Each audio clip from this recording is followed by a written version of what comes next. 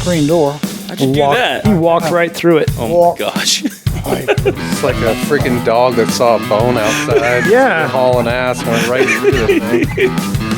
Oh my Just gosh. walked through it. I know. I stopped. It's like, what the fuck?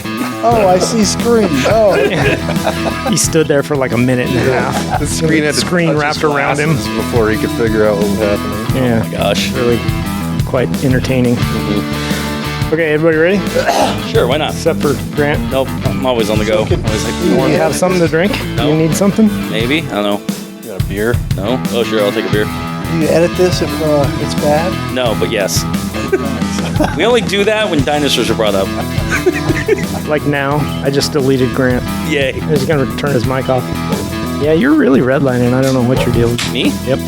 Does it sound like red line? Only when you yell. I'm talking normal. It doesn't sound terrible in my headphones right now. Is it because my headphones are too loud? I know, because I can hear myself a little bit, but that means me talking about it, maybe. I don't know. You should hear yourself. Yeah. All right, I would like it'll be to fine. remember this. It'll be fine. That's okay with you guys. You do you. All right, let's get rolling. I didn't know there was a guitar on the wall. There's two There's two. guitars. Wow. Wow. You're observant. I know. Well, I'm in that corner facing this way. It was right next to you the whole time. Yeah, I'm not looking up. Wow. Okay. Sounds about right. Here we go. Okay.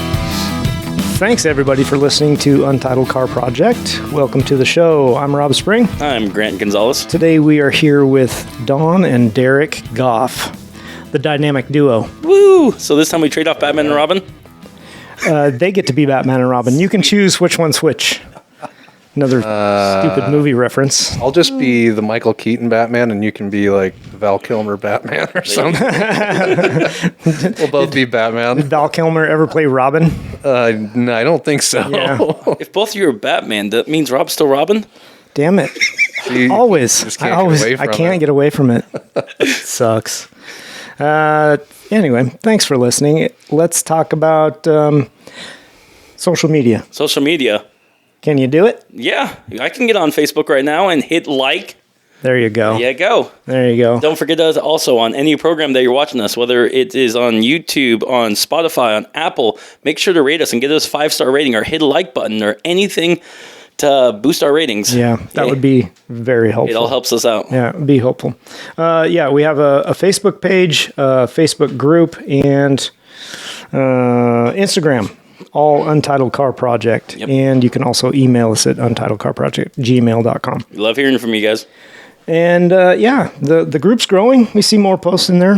Mm-hmm. Some dude named Jimmy Galloway. Oh, that guy. I know. posts crazy stuff. He does. Derek, you want to chime in? Because I know you hear from him a bunch. You've seen that guy. I mean, I've seen him post stuff on your page. I mean, Yeah. I don't know what the hell he's doing with that LT1, but I know, it looked like a mess. it's not looking very good. I mean, he had like 4 bearings in that water pump. I don't know. There might have been Maybe like 5. 6 You know, balls in that's- it. Yeah. I think it should have had about 15. It's what they call centrifugal balance. Is that what it is? Yeah, there you Bearings go. spread out where they're needed. When it's out of balance, it just kind of balances itself. Yeah, don't mind the 2 that fell on the floor when I pulled it off. Right. Oh, those were just in the way. I mean, when he pulled it off. Yes. Uh-oh, secret's out. Damn. All right, cool. You know what? I took a whole bunch of notes today, and they're all messed up. Oh, Yep, they're all... So we're just going to wing it, figure out where we're at. perfect. Isn't that how we do it I every time? like winging. That's me. You're right That's in our you. wheelhouse over here. Rob, thanks for having me. Grant, Thanks for being here, man. Appreciate you guys. Thanks for being here. I really appreciate it. I know it's a trek. We're going to try to make it worth it. It was, but it is worth it. Yeah. Just the company, right? I was 2/3 of the way here already. So. Yeah. Yay. So, thanks for being here anyway. You're welcome. Thanks for inviting me. Let me crash the old man's podcast. That's right. I need all the help I can get, right? So, Don, you've been in the cars forever. Forever, ever. Yeah. How many project, quote unquote, project cars do you think you've had over the years? That's a good question. It's a big number.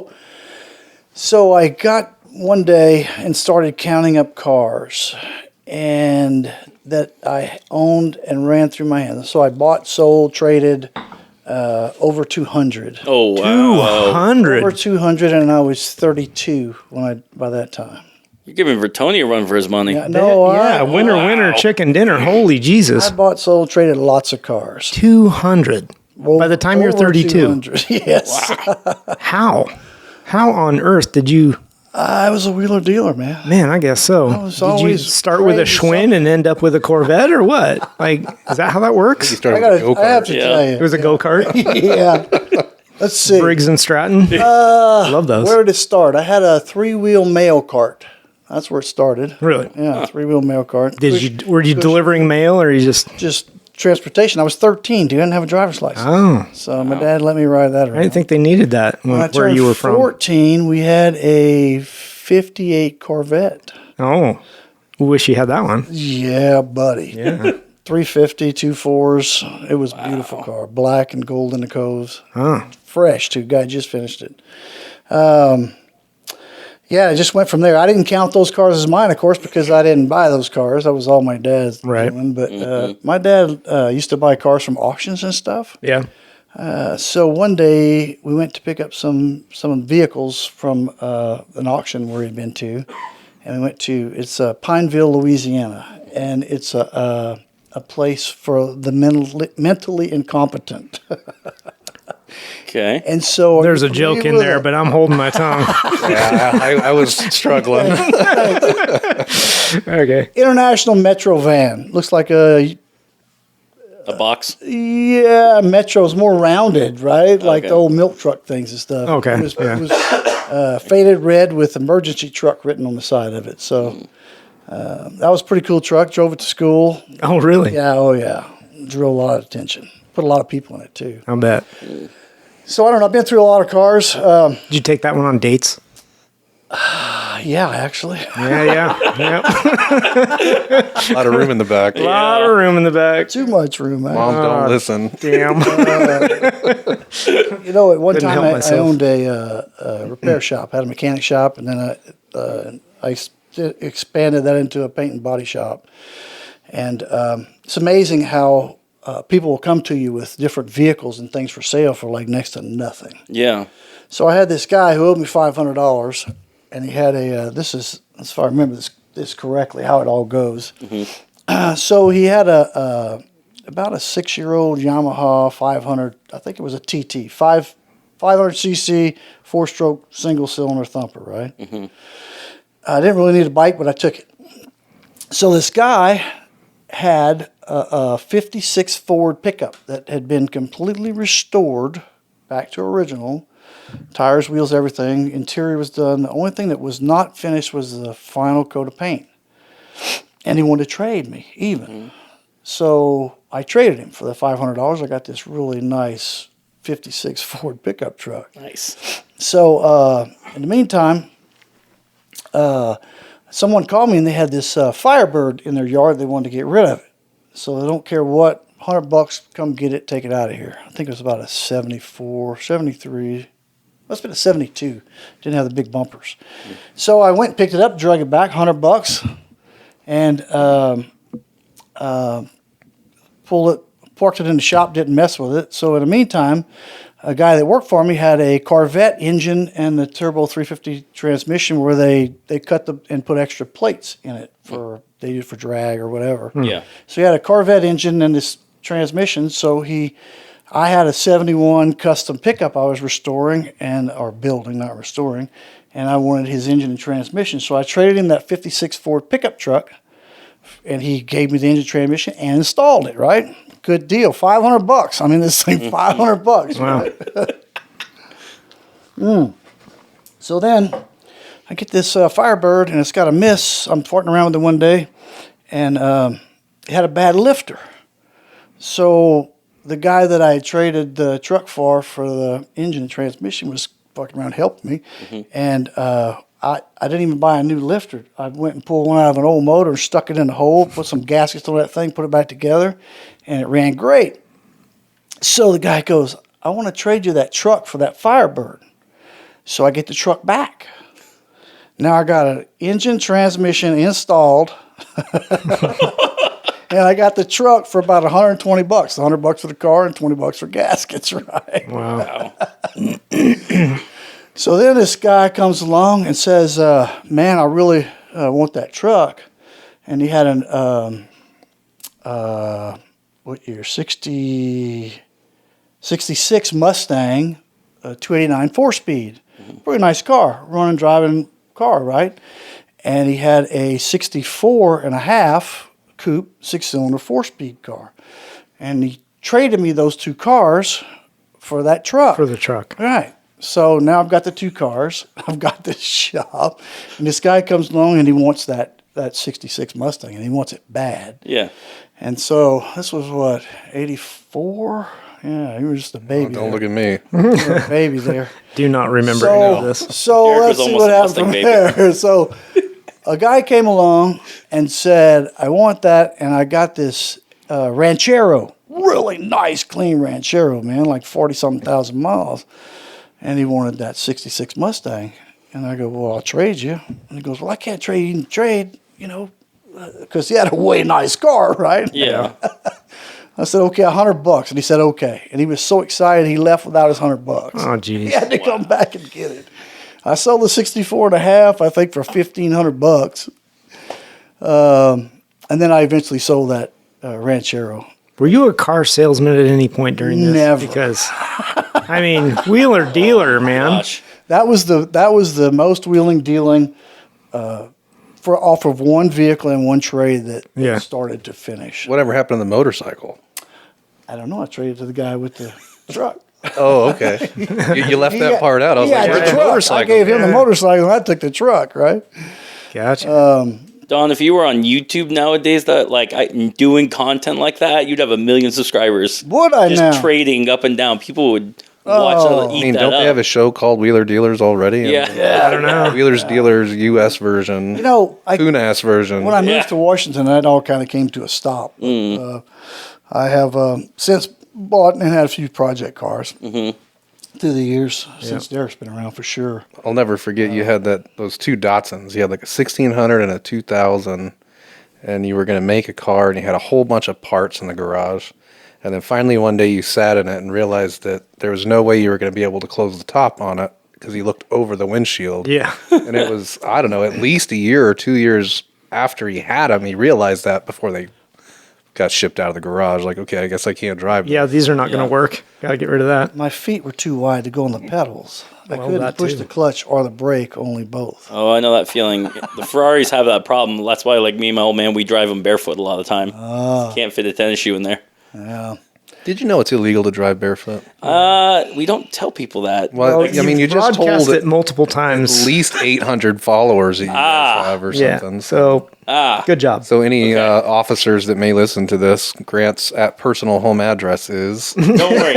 I just slide my sandals back on. yeah, there you go. You're not supposed to do that in flip-flops either. But we'll move on. Yeah. Please step out of the car. Wait, I got to put my shoes on. They're in the trunk, though. Yeah. Give me a minute. Don't mind me. It's all that fits in my Ferrari trunk anyway. Yeah, exactly. Yeah, flip flops. You can't even get full shoes in there. So these golf cowboy bags. boots aren't going to fit. No. buddy. No. So, out of your 200 some vehicles, you got a favorite? And maybe one that you let get away that you shouldn't have? Probably a lot of them. Is it just one, or is there a lot that There's you a had? lot. You Yeah. know, it's hard. I mean, I'm thinking about the 64 and a half So, and the 66. You know what? There's better I've ones. never been a big Ford guy. Sure, so but it wasn't a big deal for me to now- have those cars, you know? It's Well, just- yeah, not then. GT40 you had and the Shelby, just they're out the window. You're like, yeah. So I've had several cars that I wish I would have kept. That 58 Corvette, that was a good one.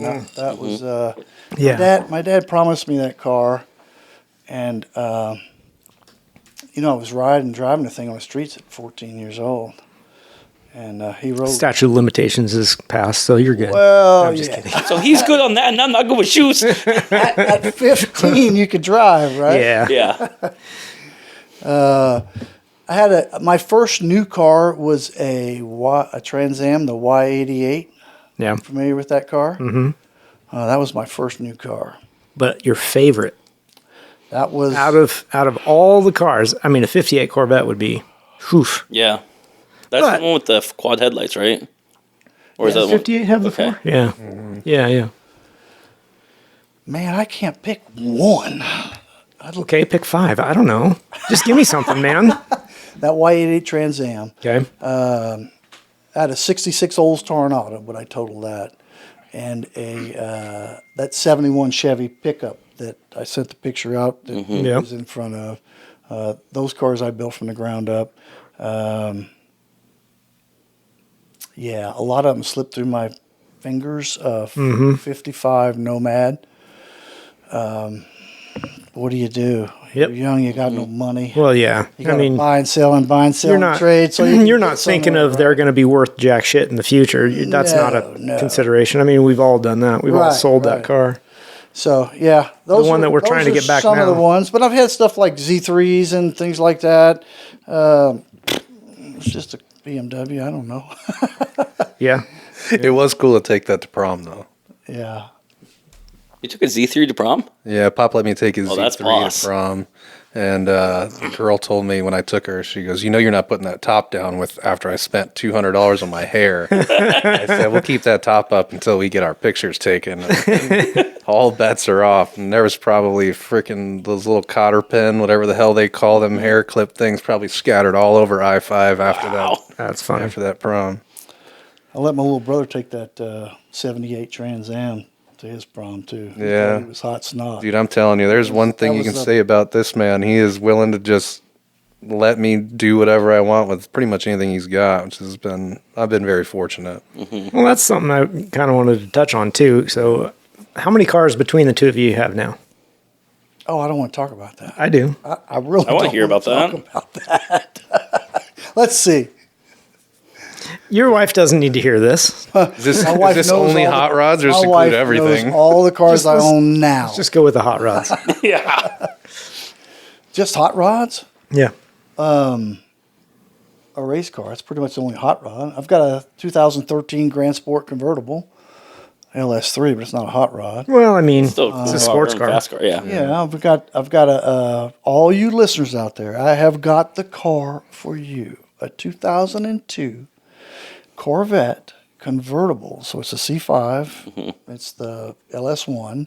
It's got an automatic. It's got 45,000 miles. Cherry. It was owned by an older lady, and I bought it from my wife, another older lady. God bless her. It's never been hot rodded, never been abused. The thing is like brand spanking new. Never been used, never been hot rodded until now. No, I don't. Why bother? I got all. I mean, I had a Z06, C6. So, what are you saying? You selling it? Yes. It's for sale. That's what I'm saying. Next person's the hot rod it. So no hot rods though. I mean, Yeah, but Kinda. you have that 2013. We've got our 99, that we race. and Now, then as soon I've got as an I 86 sell that 28. 2002, we're on the hunt for something a little different. I right. want What you a thinking? 70 to 72 Monte Carlo, preferably the SS 454 buckets.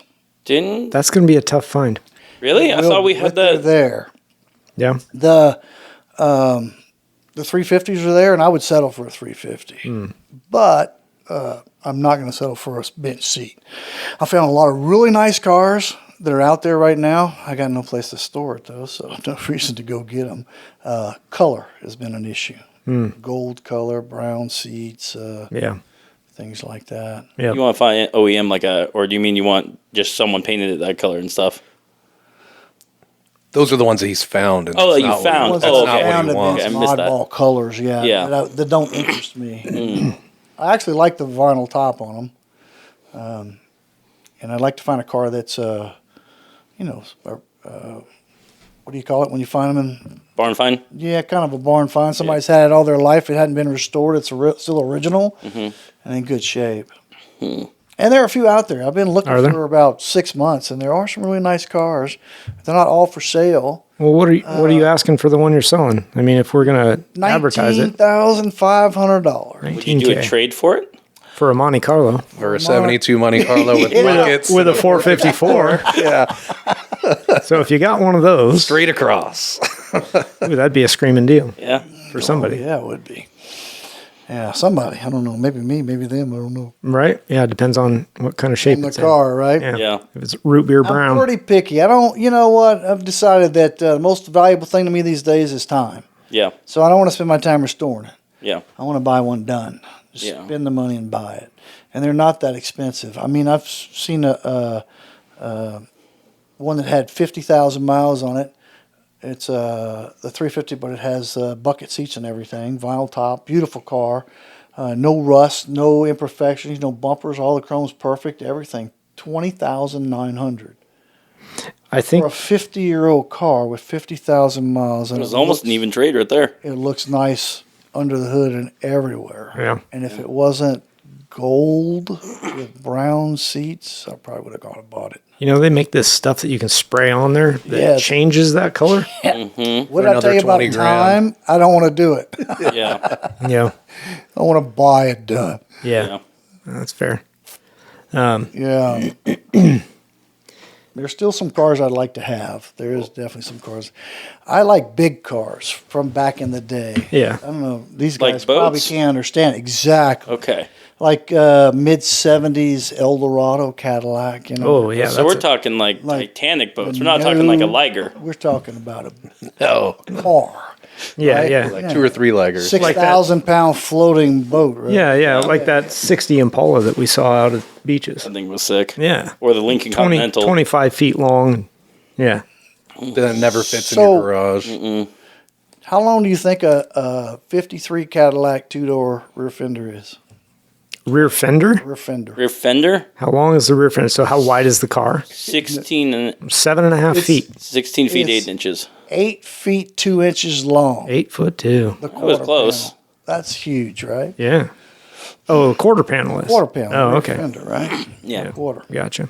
Yeah, bumper to door. So we're Yeah, talking yeah. big car. Yeah.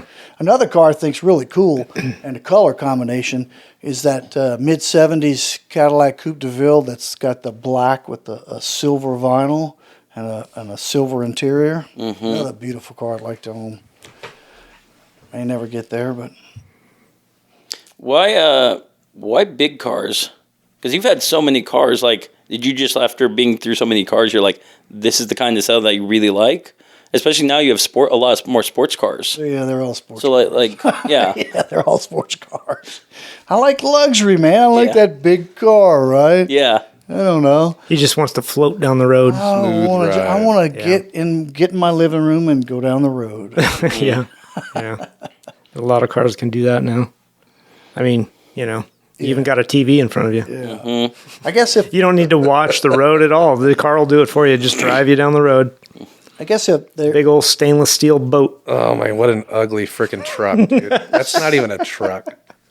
I saw had to do actually. it. It's really funny. I'm cutting you off, changing subjects, but I saw a picture of I think it was a Chinese knockoff of it, and it was a 6x6, Yeah. and like the back actually popped up like a hatchback. Oh, yeah. Oh god, it was ugly. It was just as ugly as the actual one. Yeah. It's terrible. I think it's funny that they're all falling apart. Yeah, and they're brand new. Brand new. Yep. Just coming apart. We're talking about Cybertrucks, right? Yeah. Okay. I'm surprised at how many of them you see on the road. Yeah, there's a lot. How many people pre-ordered those things? Yep. Well, because you could pre-order them for $1 originally, remember? For a decade too. Yeah. Yeah. Yeah. And then everybody got them, and they probably all went, "Oh crap!" I have to pay for this now? Really? Like, oh, I only put $1 Yes. down. It's like you can keep You it. can keep the dollar. I'm good. I want my dollar back. Yeah, no, keep it. It's fine. Yeah. Give it back to me at pennies. I mean, I don't care. Yeah, right. Whatever. I will say this, However that though, works. back to the comfort and stuff Yeah, like that. yeah.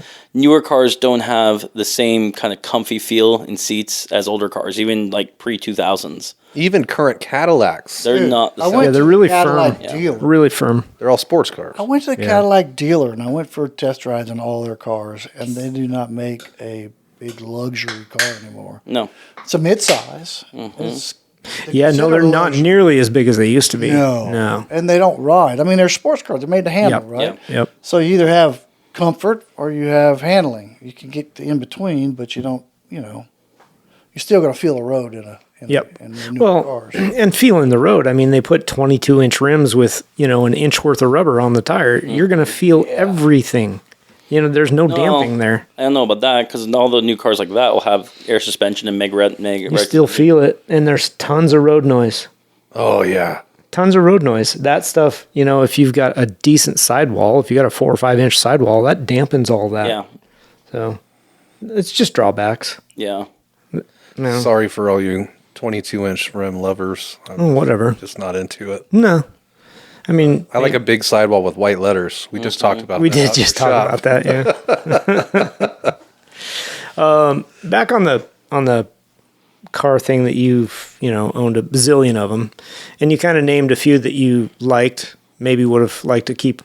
Any of them that you were like, that is a total piece of shit, and I couldn't get rid of it fast enough? Stumped him. Stumped him. Let's see. What year was the little stupid Mustangs? Oh, okay. Is it Mustang 2? Yeah, Or Mustang 2. 78. The little Was it like a 78? 78 to 74. It was a think. little turd car. Or 75. Oh, yeah, they were. Yeah, Yeah. that was it. Well, Mustang 2. it was one of those things. I owned a shop, and the guy brought his car and wanted to get rid of it, and I bought it and shot some paint on it. That was kind of funny because I'm shooting paint on this thing, and the hood is like the most important part when you're painting it because that's what everybody sees. And I guess I didn't hook my cup good enough, and I went after I put some paint in there. I went to go do the hood, and I tipped my gun over, and that cup fell like that, and it made a blop right on the Oh, hood. that's the worst. I literally had that happen this year. That is the blob. worst. Dude, it was like rags on fresh wet paint. Oh, so much to Thinner. That's a mess. I couldn't get rid of that car fast enough. Yeah. Wow. What? So, I mean, you've worked on cars forever. And what kind of projects do you get yourself into that maybe you shouldn't have? I'll tell you what. Probably everybody that listens to this has had a car that goes, I want to restore that car. Sure. Right? And Yep. they start tearing it apart. Yep. And then they realize how much work it's going to be, number one. Yep. Number two, they look at, oh my God, it's going to cost me, $5,000-8,000 for a set of rubbers. Yeah. Oh my goodness, paint's no longer, $60 a gallon. Paint's now what, $400 a gallon or more? Yeah. And especially for custom paint work, it can get expensive. Yeah. So I would say, wow, yeah, toughie. I've been into a few of them. I actually had a 70 Monte Carlo at one time, and I just didn't have the time to deal with it. That was before he was born, of course. I'm trying to think. Okay. Stumped him. Stump me. Takes a lot to do that. Didn't think that would happen right off the bat. So look, I took that truck apart that I put on it. So I had a 1971 custom cab pickup. My grandfather bought it new. It was black and white, two-tone, had a sharp box, and it was the custom cab. Had all the goodies, the wood grain shit on the sides, and can I say that online? That's the least you've said already. I know. I'm like, he's dropped like 10 F-bombs Oh, yeah, already. for Can I say sure. shit? Oh, No. There's a lot of editing happening. So I pull this thing apart, and I started restoring it, and then I painted it. In the meantime, it got moved twice while it was apart. You mean like you sold it twice or you like physically moved it? I physically moved it from one building to another building, Okay. and then I got rid of my shop and I put it in my garage. When I went to put it together, I realized that I didn't have any of the bolts for it. Oh, damn. I lost all the bolts. So this is before Home Depot, so right to Sears and going in their bolts. Right down the road by another C10 pickup. Oh, okay. Yeah. Robbed all the bolts out of it. Right. Before they had that, You didn't swap trucks. You just stole all the bolts out. Yeah. all the bolts, man. Yeah.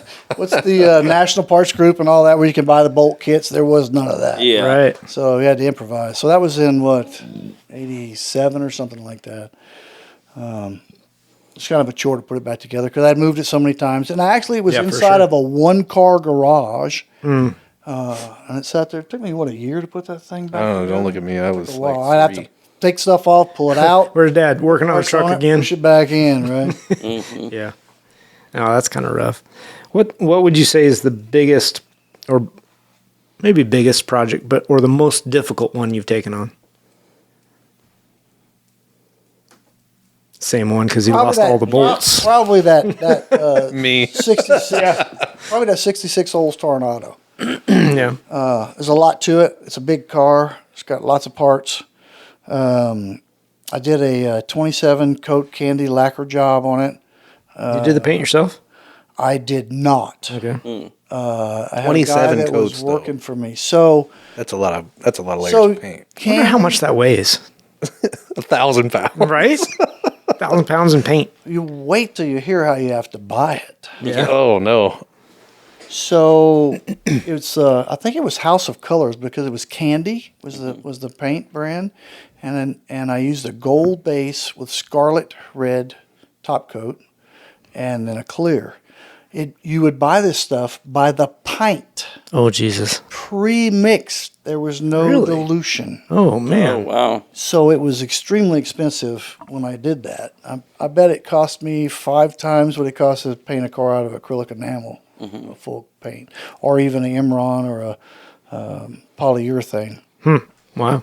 A lot of coats, Yeah. and a lot of pint cans of, and there was no internet, dude. Yeah. You got to go look Yeah. in the phone book, right? Or yeah. And then find a map to figure out how to get there. So why? Thomas Guide. You got rid of that project though eventually, right? Or that car? Oh yeah, I finished it. Yeah, So- finished it. And then he flipped it. I finished it Yeah. in December, No, like flipped it. and Oh, okay. Rolled it. Yes. no, it didn't roll. No? No, it Well, that's didn't not the roll. one. It didn't roll. It flipped. Yeah, okay. So I End over finished him. it in December, and I thought I had a newborn child. I thought I'd put my wife in this car with that baby because nothing's going to. I mean, it's a 66 Olds Tornado. The front of the thing's got 8 feet of steel on it, right? It's all steel car, very heavy car. And I lived down the road from my shop when I had the repair shop. And I'd gone to lunch, and it was about 90 degrees outside. Had the air conditioner on, had a glass of iced tea, and I had my arm on the armrest, and I'm driving down 50 miles an hour down this fresh asphalt road. And there's no hills in Louisiana, or very few in South Louisiana. Okay. Just dips in the road. So, Overpass. I'm driving along doing 50 or whatever, and there's this brand new New Yorker coming head on at me, and he starts to turn left in front of me.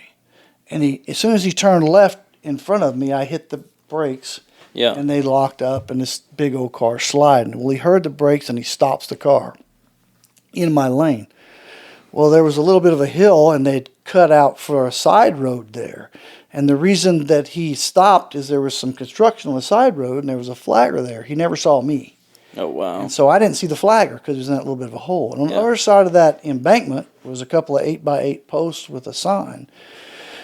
So I got a front wheel drive car, right? The guy's halfway in my lane. I'm locked up. The car's shifting to the right. I'm thinking to myself, I'm going to turn left. I'm going to gas this thing, and I'm going to go up on that embankment, the side of it, and come back down.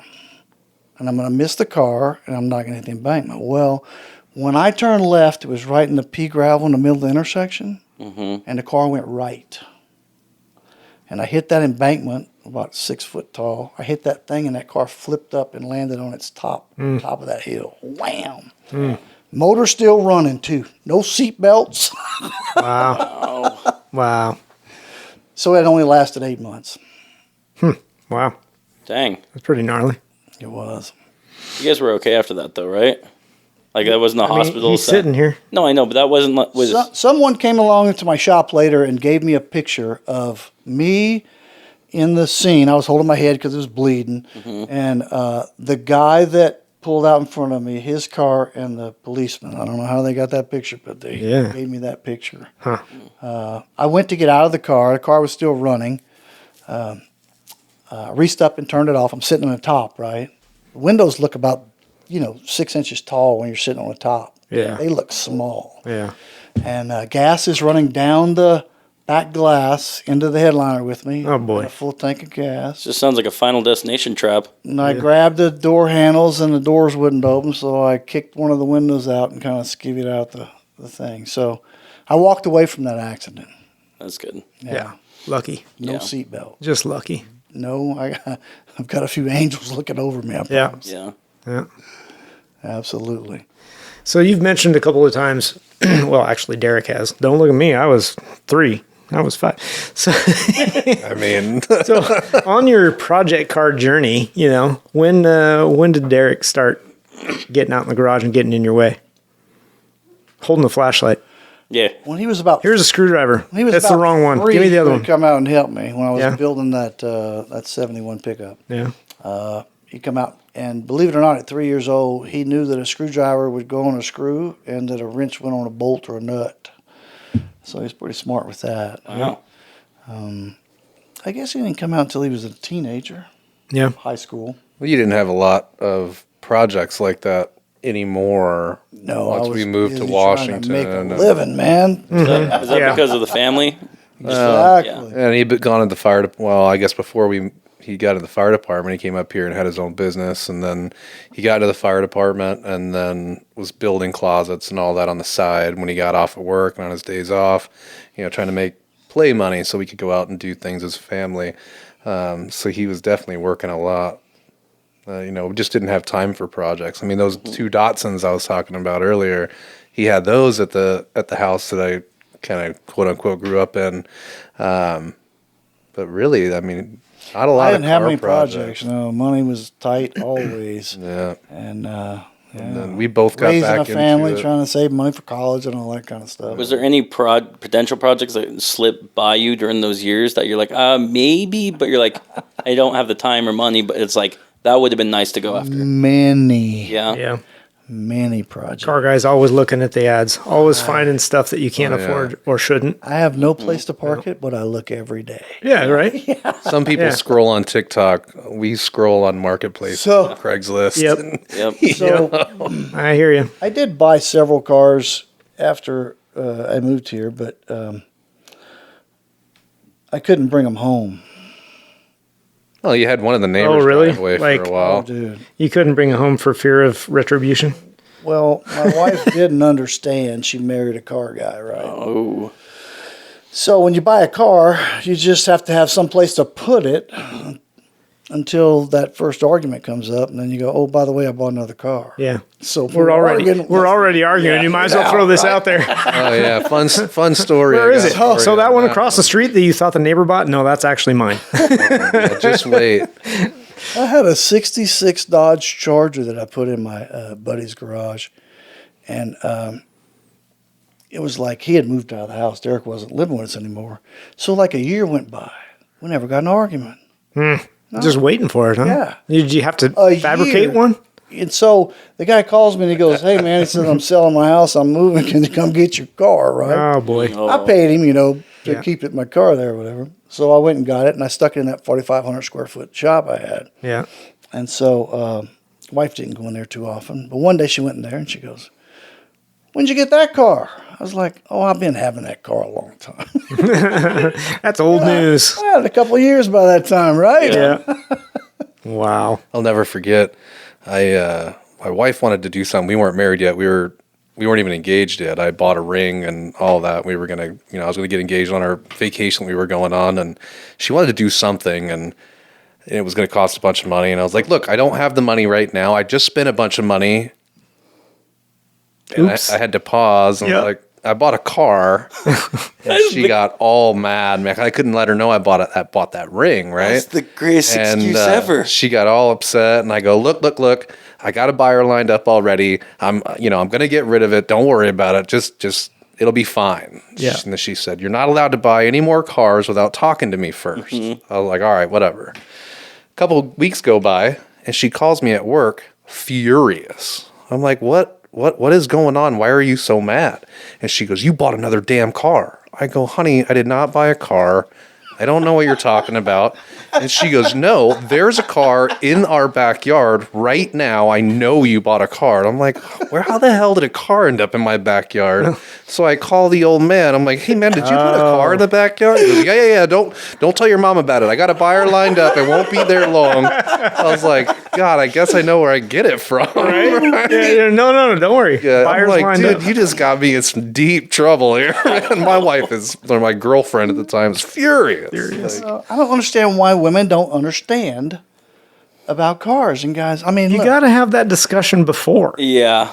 It's I'm it's single paramount and I that you still have know that. Yeah, right? We've had this discussion. You have to have that discussion before. I'm a cursing, beer drinking, cigar smoking car dude. And Yep. it's never going to change. Not going to change. I've got cars. Sorry. I'm going to bring a car randomly home every so often. It's going to happen. It happens. Yep. That's really funny. I have gotten to a point though in my life where I won't bring cars home if I can't put them inside somewhere. All right. Well, we're not all that way. There is Go no to more Costco story and now. buy one of those pop-up tents. Yeah. We've been there. Yeah. If I, We're not all if I that can't way. get it inside, I won't work on it. So Yeah. I won't do it. Yeah. Yep. Now I just stack them in the garage. Just Yeah. I was checking out your list, man. Yeah, I was man. like, dude, I need some of that Yep. right there. That's more floor space right there. Amen. Yep. Sorry, Don. Does that mean that when you do take a project, you have a good vision of like how long it's going to take you, or how long you're going to keep it for? I kind of did because of money, right? We always have to figure out, the budget. So I kind of made a deal with my wife years ago that because I am a caraholic, that I would not take any money out of our budget, out of our common money. So I always had to, make money on the side to pay for my project. Yeah, that's fair. I mean, So- a lot of people, I've been in that same They boat. still don't understand when you bring a car home, Yeah. like, Where'd that money come from? yeah, well, That's my extra. Let's see, when I work 12 hours a day and then I come home, eat dinner, and I go out and work in a shop another 4 hours and then go to bed, get up, do it again for what? Yep.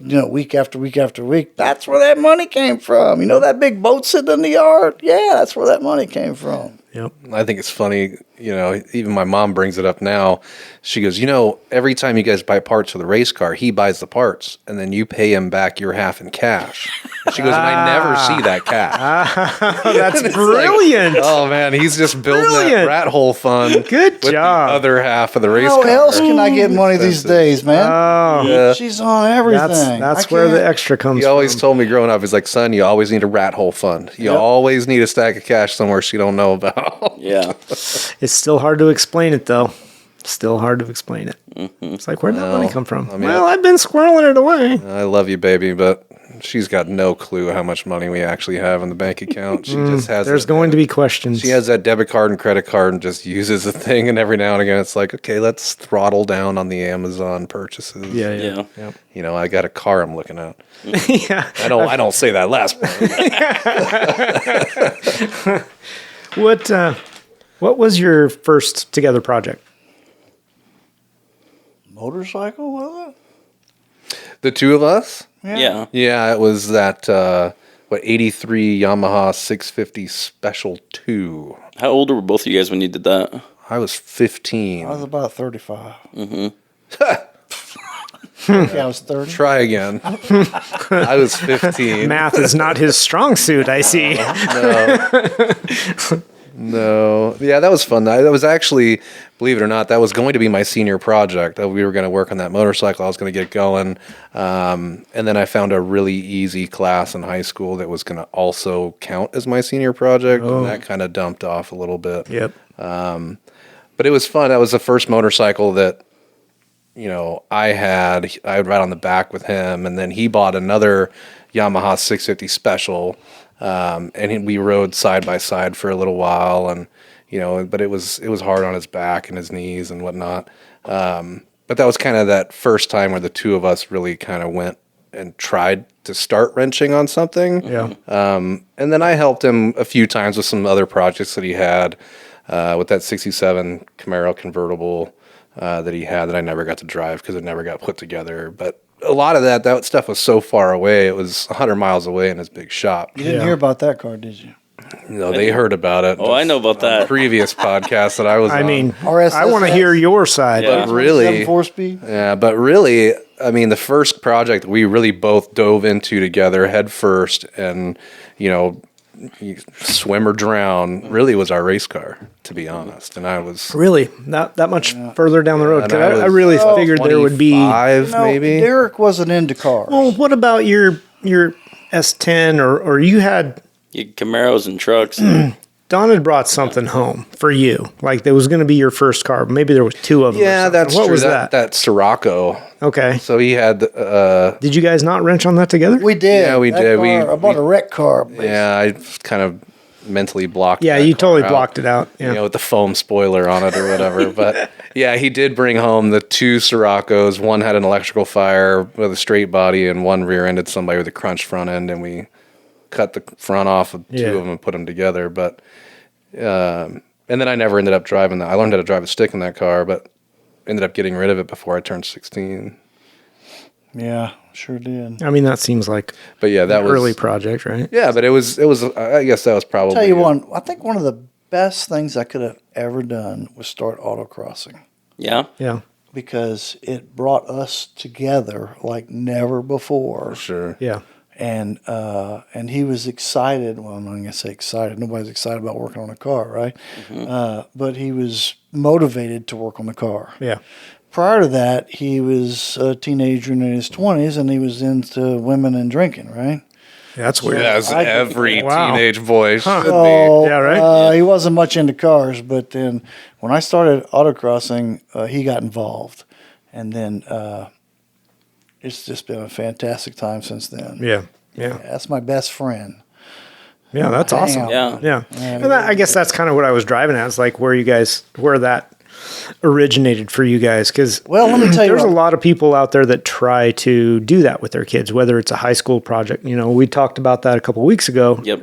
Grant and I did about, they go out when the kid's a freshman or whatever, and they buy this project car. And well, by the time you're ready to drive or maybe graduate, it's going to be ready for you. So you kind of have to, that's a tough thing to take on. Yep. Especially if they're not already project car people, right?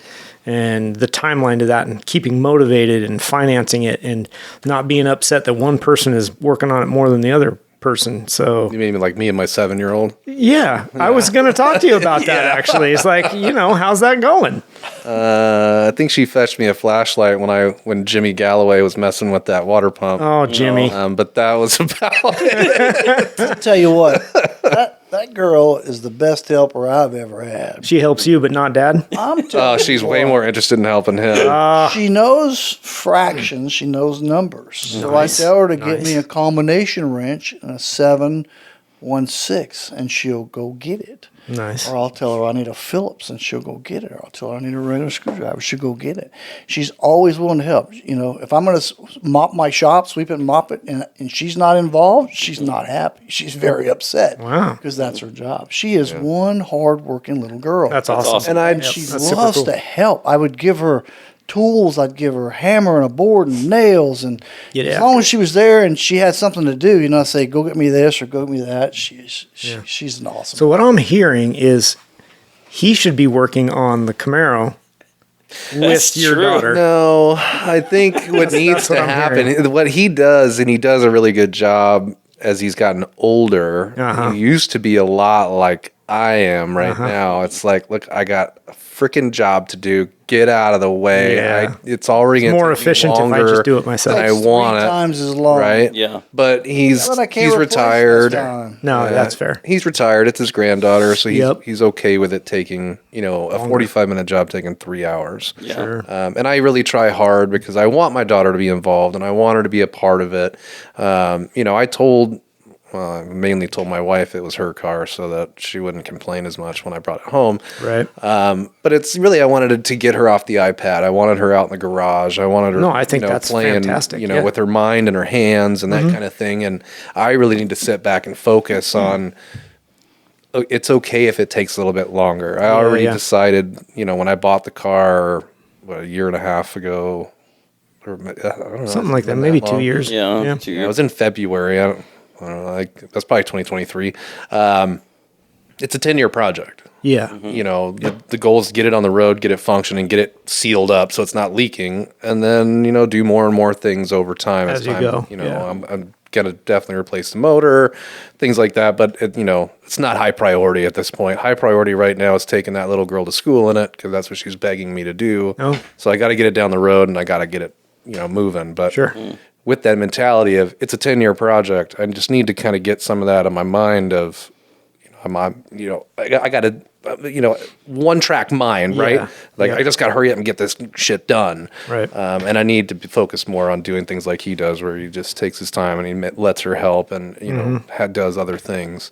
But he's also got a lot more space in his shop. So Well, that's she's where running it around needs to and- live. Yeah. I would love for it to live on that lift. I'm helping you out, Derek. Yeah, I appreciate it that. needs to be over in his shop. Yeah, because I was like, "Can I use your lift?" See, He's like, "Yeah, as long as and it's then the off by tomorrow." Then the granddaughter's over there too. See how this works? This is mutually beneficial. Yeah. Yeah. Well, Rob, you should come around more often. I know, right? Family counseling here. Yeah. Is this a podcast or are we in couples therapy? Absolutely. That's funny. we could use therapy from time to time. Yeah. Oh, I know it. Don't. It happens every so often on the show. Oh, Yeah. Oh, we called that an attitude adjustment. I learned that. I thought that early was in the life. cooler. yeah. So, on the race car front, so that really is where you guys are focused more together. Working on that and whatever. Do you have a problem staying motivated to get what needs done? Like right now, you've got some issues with the car, and it's frustrating. But like after race season, is it going to sit for a while or? It's gonna sit shortly. He's having some surgery done. Knee So replacement. what's going to Bionics. happen is we've got 2 transmissions we're going to rebuild, and then Then we'll put after a the car- transmissions are rebuilt, then we'll pull the bottom of the car out and start fixing the torque tube and all of that. I don't really find an issue with motivation with the race car because my motivation is Being able to drive you it. got to go race. Yeah. Right. Yep. Say with like the Camaro, the 86, I'm really not a big hurry. Okay. Right. So I kind of get to it when I get to it. Now the 93 I'm working on right now, I turned on the insurance on it because I'm like, I'm going to go play with Wanna this drive car. it. Yeah. I put the 86 back in the corner. I got the 93 out in the main spot. Like, all right, we're going to go play. And all I need to do is flush my cooling system. Oh, well. Just.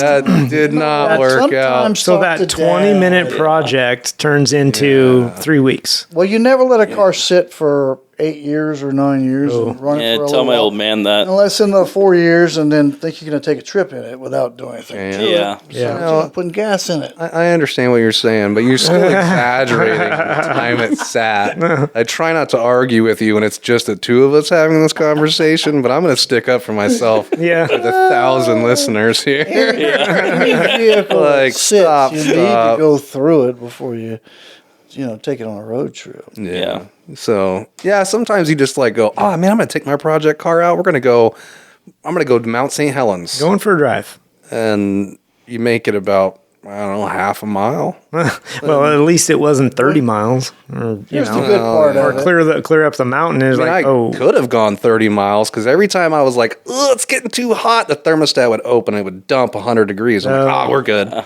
yeah, it's fine. And then you'd stop at a stop sign and start going again. And it's like the lack. So I've learned about this water pump Yeah. and these LT1s. Then, so when you stop, it actually closes that thermostat back because it's not pushing enough pressure through it. Oh, it's Yeah. pressurized. And I mean, it's still temperature controlled, but it Yeah. was all Right. dunked up. So it took some extra work to get it open. Yeah. So you stop and it would close up and then it just start heating up again as you're moving. And you're like, come on, baby, open. And then it would dump. And I had the kid in the car. And of course she goes, Daddy, can we just go home? Yeah, honey, but we have to pull over in the shade over here for a little while first because the thermostat's not opening up again. And Overheated. I'm way over where I want to be, and Yeah. I don't want to be blowing head gaskets and crap like that because that car is shit. That motor shoves so far up underneath the dashboard. Really? You have to actually lift the car. If you have a lift, it's not so bad. Otherwise, I've seen guys actually put engine hoists or engine lifts, jacks. Yeah. They put a chain on it around the nose of the car and pick up the nose of the car to slide the motor and K member really? out. Yeah. Because you just can't, there's no way you're going to pull it out of the hood. Yeah. So they're It's actually such a long hood too. It's not that. I mean, the 86 has a much longer hood than my 93, but I it's, thought it's the still a 93 pretty was long hood. I thought the 93 was longer. No, those 80s are really long. That 86 is much longer. It's Interesting. a couple feet. They're about the same length total for Overall, the car. yeah. I think the 86 is actually a little bit longer than my 93. I just measured them trying to figure out if I could fit the other one back in the hole where the first one was so that I could go play. And Do you know why the 80s, why they made them so long? Because if I believe I'm correct, they're like with the 305, so there's a good amount of space in the front of those engines. Just sitting there, right? There's a ton of room in that 86. Yeah. And I can tell you why. Because GM knows what they're doing, and there's nothing cooler in a sports car than a mile-long hood with a quarter-mile trunk lid. I mean, I don't know. It's just aesthetics. It was Really. yeah, pretty much That's all it aesthetics really then. is. You see, I'm going to make this guy a Tornado or an Eldorado guy yet. I'm all ready. That I big just hood. don't have 12-foot a garage hood, deep enough. 4-foot trunk. Well, if anything, I'm surprised you're not a Viper guy yet.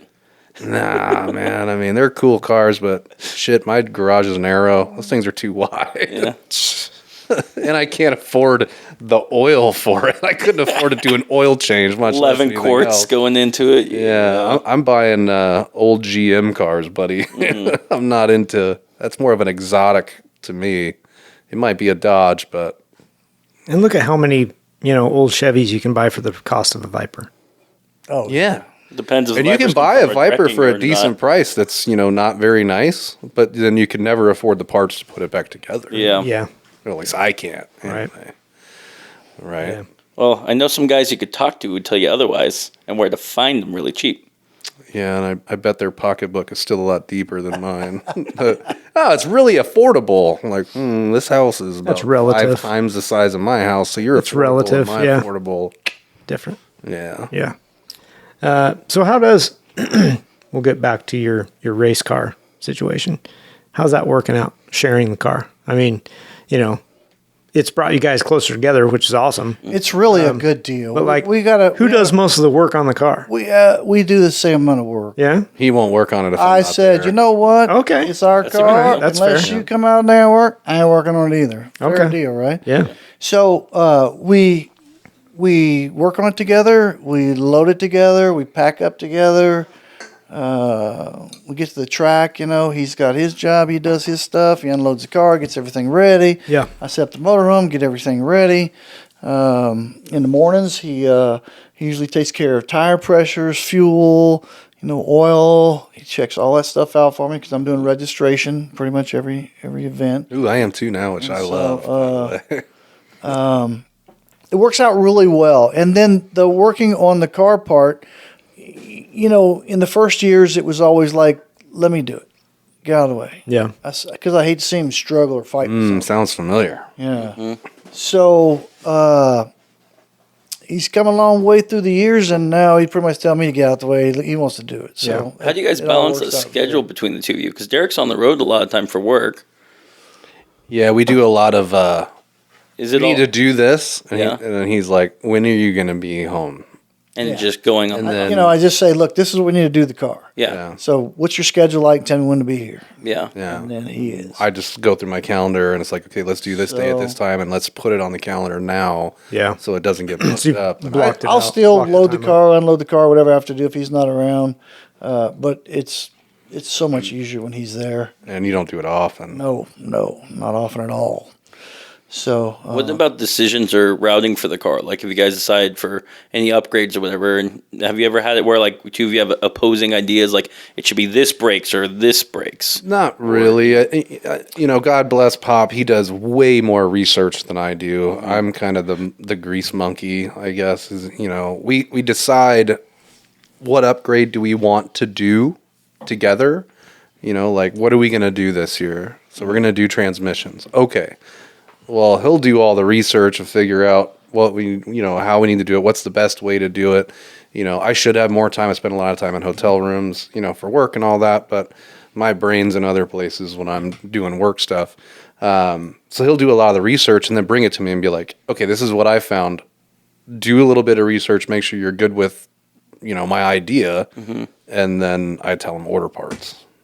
Yeah, and I always have a say, ledger in my phone. This is what we need to do. What do you think? Yeah. Yeah. So I don't just say, this is what we're going to do. And we No, we always, he kind of does a lot of the research, but we figure out what we're actually going to do together. But then the process or who we buy parts from or whatever, you know, he does a lot of that. So Oh, that's takes some off my plate, which is really nice. I just hand him cash off my ledger and my phone. Which goes how in much the I owe him. Yeah, which goes into the rat hole fund. Yeah. And then we put time on the calendar, and I, get outside and start doing, especially with, some of the stuff he's got going on now, like from your screen door. Yep. I have to be very careful with my cars, dude. I It's pretty much ridiculous. do anything where it requires reaching into holes and Yep. all of that. Anything that can scrape skin and Yeah. Yeah, I don't want him to be all beat up like that, and of course he doesn't want to be either. But Right. the longer that I can keep him in the garage working with me, the longer that I can extend this relationship and this time that we have together, right? right. And if it came to a point where he's like, I just can't do it anymore, and I refuse to do it, then it's over, right? So I do everything I can, and I've told him when I can't do it, I'm going to say, Derek, get your ass out there and do it. there are We're racing this weekend. there are times too where I'm I'll like, sit look, here and have a drink while you're doing the work. Exactly. I'll show up out in the garage and he starts rah, working rah. on something, and I'm like, dude, what are you doing? You can't put your arm in there. It's like, oh, we got shit to do. It's like, I know, but just get out of the way. You got to get him some of those big sleeves, the big leather sleeves. Yeah, like the ones that they put on cops when they're training dogs to There you just go. chew Yeah. on somebody. Yeah. Then he can't scrape Yeah. himself up. Shove that into the engine compartment of a Yep. Corvette. Go ahead. That'll work Try really it. well. You could do it while it's hot too. There Oh, go. you could. Yeah. You're only going to get about maybe 4 inches deep. Yeah, with well, those big semantics, things on. whatever. Could you guys see yourself adding a third member to your group, like when your daughter gets old enough? I mean, Actually, he's asking because he wants you to adopt him. Yeah. to adopt him. Well, I see the only issue with that is that all three of us can't drive. Yeah. Right? They don't have a dual driver lane in autocross that we do anymore, so there's not a third run group. Right. Also, God bless my father. I hope he's still racing with me in 10 years when the kiddo's 17. But by the time the kid's able to do that, will she be interested? I don't know. By the time she is interested, where would we be at that time? Right. I would love to have the relationship with my daughter that I have with my father, and continue this trend and trajectory. But I just don't know that I see a time where the three of us we would be able to do it together, but I don't know if she would be interested. Do you think it'd be like you During guys still that have your window. car and then you and her would have your guys' car and be balanced like that way? There's absolutely no way I'm going to race a different car after all the time and money and effort I've put into this one. Yeah. So, I mean, I could let her race the Camaro, Yep. but I'm There you still go. going to be in the Corvette with There Bob. you go. Yeah. Speaking of which, You can make that work. Speaking of which, Oh, we easy. heard last time on your episode why the Corvette, but I wanted to hear from Don's side why you guys went with a Corvette for a racing platform. That's a good question. So, We bring the hard hitters. You might stump him again. Look out, man. Yeah. I bought the 08, and I wanted to go race it somewhere. And I went to one Corvette meeting, and a guy in the back of the crowd when the meeting was over says, "Does anybody want to go autocross this weekend? They got a thing going on, blah blah blah." And so I said, "Excuse me, what's autocross?" And then the addiction started. And then the Yeah. addiction started. So I took the car out, and it was raining. And of course, I said, "Do you guys postpone if it rains?" "No, we race rain or shine." Okay. So I took it out there and I ran it for that weekend. And then I told Derek about it, and then he brought his Camaro out there, the '93 Camaro. You're jumping a week, but Am I? yeah, Well, anyway, so getting older. he got his car out there, and then I went, we just need a car that we can buy that we can just pound on. Yeah. And it's not my new pretty Corvette, and it's not your classic car. It's something we can go pound on. So I started looking at the C5. At that time, Hollywood was running a C5. You guys know Hollywood, right? Oh, yeah. Yeah. And You I want to got a tell lot of listeners? information from him on those cars. And so that's kind of what we went with. It was priced right. You could get a car for $15,000. nice car with a stick in it. Mm-hmm. And so that's kind of what we went for. We went shopping for. That was another adventure. So everything we do is an adventure, guys. It doesn't matter If you're with Batman, it's always an adventure. Let's hear the adventure of finding the car. We take off one morning and we're going to go look at a car in Portland, Vancouver. Vancouver. Yeah, you're right. Yeah. It was in my '08, and we take off down at 5 Sunday morning. It's probably 9 o'clock. We get around Olympia, Lacey, and we have a flat tire. Cuts the tire. We got to call a tow truck. They happen to have a tire shop. God, I forgot about that. Oh my God. We wasted half a day. They had to get a tire out of Tacoma, have it shipped to where we were. Oh, wow. That was horrible. We got moving and we went and we checked out this another C5. It was a fixed roof coupe. Really nice car, right? I thought it was a Z06. Was it a fixed roof coupe as well? Yeah. We didn't. The Z06s were about $4,000 more. Yeah, okay. Cheap ass. So it was an adventure, right? Yeah, cheap ass. How much did you put in that kitty? Did he tell you about when we bought this car? No, keep going. No, keep going. We want to hear all about this. So we're shopping for cars, and so I'm at work, and I'm working at the fire department in Black Diamond, city of Black Diamond. Yep. And this guy's got the car we have, and I told him I'm working, I can't go look at it, but I'm interested, blah, blah, blah. So he agreed to drive it to the fire station. So I called Derek to come down and check it out so he could take it for a test drive because I couldn't leave the station. I'm on call, I'm the officer on the truck, and I can't just get in the car and leave. Right. So he shows up, and the guy shows up, and the car's beautiful, looks nice and everything. And they go for a test ride. So he gets down to the end of the road there where he was going to turn and get on it, and the Black Diamond cop was there. So he couldn't get on the car. He had to just putt around. Mm-hmm. So I brought it back and said, everything works good, looks good to me, everything works, blah, blah, blah. So I made a deal and I bought the car. So same thing happened in my '08. I let him take it home. And I went somewhere for that weekend or something. Yeah, I think you were getting off work the next morning and going to the camp the next weekend to go mow grass. So he took the car home, and he went out hot rodding it, and it broke. No.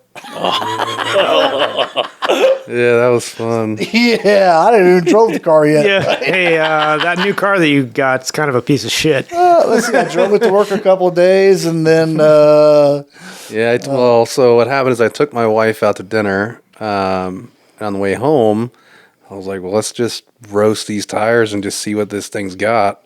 And I dumped the clutch and hit the full throttle, and it went into limp mode, and no matter how many, it's fly-by-wire. Right. Yeah. So you're just on and off the gas over and over and over, and it's not doing anything until you just pull over. And I had to call Pop. Poor guy. All right, man, I don't even think I called you and told you. I think I just got a tow truck and I towed it back to my house. And I was working on it all weekend trying to figure out what was wrong with it so it would be fixed before he got home. Yeah. Because there's no way that Remember, I still haven't driven the car yet. Right. Yeah. I was like, this shit, we bought the damn thing yesterday. Yeah. And I broke it while he's out of town and I fixed it. I found there was a fuse that was blown. So I fixed it and I took it out and I put full throttle and it fucking did it again. And well, I had bought a half a dozen fuses, so I just flopped that fuse out again and I put it back. I brought it home. I didn't drive it the rest of the weekend. Yeah. I was like, forget it. Let him do this. He got home and I went down to go bring it to him and I was like, I don't know, man, something's weird with full throttle. And he went full throttle and boom, limp mode on the side of the road. I was like, oh, well, you broke it, Pop. I don't know what happened. What'd you do, man? Tell you what, if we wouldn't have checked that thing out with no light in my shop, it still wouldn't be running today. I'd have sold it years ago. That was the night before the race. It had a short inside the loom of the wiring harness where it ran around a bracket at the back of the intake towards the bell housing. Big loom of wires comes around there. And that metal piece rubbing on that grommet, I guess, and it cut the wires inside the loom. Oh, wow. That was a hell of a rub. And I happened to see a spark, and I went, what the hell? Yeah. And it did it, So it was also like midnight on a Saturday night. We were supposed to go racing Sunday morning.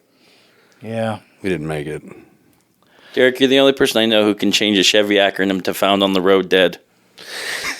You know, man, that was a bad weekend. But you know what, though? Like you said, thank God we were out there working late at night in the mostly dark, and he saw that thing. And we put fuel line around it, and I think it's still there. I put We've never fixed it. piece of Really? fuel Fixed. line Left around. it. It's I wrapped wasn't in gonna fuel cut line. open And that alone, right? It's wrapped so tight. Yeah, I was wondering how you managed to. Yeah, because that would be a chore. Sliced open that fuel line, stuck it over that bracket, tie wrapped it to it. Now the Left it. loom is on the rubber. Wow. It's only been that way, 15 years. something like that. Yeah. Yeah. Yeah. I mean, I was We've had the engine out, done all that stuff. I think put it I back was together I was the same about way, right? 25 when we started racing I think because I wasn't married yet. 2011. So is Yeah. Got that car. So I was 26. sharing the car, going through those kind of things, breaking it here or there, ever caused any arguments? I was really afraid that particular one was going to. Right. But no, no. really? No, You guys because never argue? we argued. come on. Plenty. Don't get About me the car? wrong. No. Not about the car. No, because Never the caller's at fault, the end Rob. of the day, it's not his fault if the car breaks while he's driving it. It's not my fault if the No. car breaks when I'm driving it. Yeah. We're out there, Beating on it. beating the hell out of that car. Yeah. Things are gonna break. Yeah. Now do we argue about? Well, I want to run first, or you run first, and shit like that. Who's the Yeah. tire warmer? Yeah, we've had some of those arguments. Sure. But no, not really. I mean, That's interesting. The only issue that I have had, and I'm pretty sure he's aware of it, and he's Well, I'm probably gonna the be same now. way, is the fact that track days. oh yeah. We were running the A7s, and we were running some super expensive brakes that burn up 4 rotors, sometimes 8 rotors and a set of pads a year. Just autocrossing with the Corvette and the Vipers. Yep. So I didn't want to take the car out on the track and do track days with it and eat up brakes and tires, because then I'd feel like I'm overusing, and I'm sure he kind of probably felt the same way. Yeah. So we have decided this year that we're going to get a set of track tires, and so we'll have the track tires that we can both use. Like Right. some And Hoosier then R's the or brakes something. that we're using now No, they're going to or- 200 tread wear. are they're not near as grabby as what we had. Don't get me wrong. Yeah. But they're plenty enough for the car, and Track pad rather than an autocross pad. Yeah. the pad. They just don't eat the rotor so the nearly as much. pads that we were running would eat the rotors. Sometimes I Yeah. could go through 2 sets of rotors for 1 set of pads. Wow. Would eat But it. when you hit So the brake whole pedal, side of the car Stop. would be it stopped. at the end of the weekend. The whole side of the car is black, Mm-hmm. and if you touch it, it gets all over you. And I think that was steel from the rotor, not so much pad. Not so much pad. Yeah. Interesting. And I told him when we first started this, I said, you cannot leave those wheels dirty. You have to clean and dry those wheels off. If those wheels get wet and they stay overnight, it's going to rust. Yep. Yeah, we did have that We argument made a couple believer times. out of There's one. There we go. I knew there was That one in did there. Yeah. it. So Like, I'm tired, man. I don't want to wanna freaking deal with this right now. Before we had the enclosed trailer, it'd be on a flatbed. Oh, yeah. So as soon as we got home Sunday night, Yeah. Got to I had deal to with wash the car. it. Oh, that sucks. And it's like, dude, I got to go to work in the morning. I'm tired. Yep. but look how much fun you had. Ain't it worth it? Yeah. Right. It didn't feel like it at that time, but So, yeah. I so Dad rolled over and we let it sit one time, and the wheels got rusty, and then we didn't do that ever again. So yeah. Yep. now we're either in a building or in an enclosed trailer. But if it rains on a race day, now the new brake pads we have, I don't do that. we did a full weekend of events, and there was hardly any, I'm going to say, compared to, there was hardly any brake dust on the wheels or the car, and the rotors looked like they weren't even used at all. What pads were you running? So What, the new ones versus the old ones? Which I'll tell one? you, that's another whole story, right? Okay. Hawk. So we Okay, went with great. the Hawk, and The ER ones. Ah, I called Hawk because Yeah. I wanted to make sure. I was using a Raybestos pad before. Mm-hmm. Very aggressive. They quit making them. I would still be using them if they were making them. They don't make them. Mm-hmm. So I called Hawk and I said, "This is what I got. This is what I want. What's going to suit my need?" And I told him it was strictly autocross, no track days, no street driving, no anything. And he told me this Hawk ER1. Mm-hmm. So I said, okay, send me a set. Oh, it's $500 or something for 4 wheels. Yeah. And we get them, and then, because I'd been doing research. As he said before, I always research everything before we buy anything, right? Mm-hmm. And I couldn't find any of the write-ups on the pads. So after I had the pads for a while, I go online and I find this write-up, and it says that it explains what each pad could be used for, its best use. And what they said for autocross was the DTC 60. Mm-hmm. Yep. Right? And so I was kind of pissed, right? Because the engineer I talked to at Hawk said the ER1s is what I needed. Mm-hmm. So, but they seem to work out really well. And With the Arthur got some of the DTC 60s. Yeah. And he was having the same problem with the material on the side of the car. John Niedermeyer was telling us about that last week. Right. Same exact so I thing. told him that this is what I went to. Come check out what we've done. Mm-hmm. And so he put a set on his car too. Nice. we needed a lot of bite. We needed a lot more bite then than we do now. So Prior to I that probably duckbill wouldn't have been as spoiler. happy with the ER1s prior to putting that spoiler on the back and things where there's aerodynamics helping us stop the car. Yeah. I don't feel like I use the brake nearly as much. The ER1's an endurance racing pad. It is. Yeah. But hey, I'm surprised it heats up fast enough for autocross, honestly. they bite really They work well. good. Yeah. And then they're really, I put my thumbnail on the rotor Yep. just the other day, and it still hasn't lipped that rotor at all. Yeah. Wow. So, Might have to we try that on might be Liger. able to get 2 or 3 seasons out of those, whereas we were going through at least 2 sets of rotors, if not 3 sets of rotors, and then a set and a half of pads per season, only racing, Really? 6 or dude. 7 weekends Look, a year. Wow. But let me tell you how I drove. But when we hit the brakes, buddy, people would get in that car and go, "Oh, yeah." They say, like Joe, for example, he tells me just kind of smash into them easy. But when he had that the Rebestis pads, man, I'd just wide ass open into the corner, jam that brake as fast as I could to set that nose down and slow the car down, right? And it will.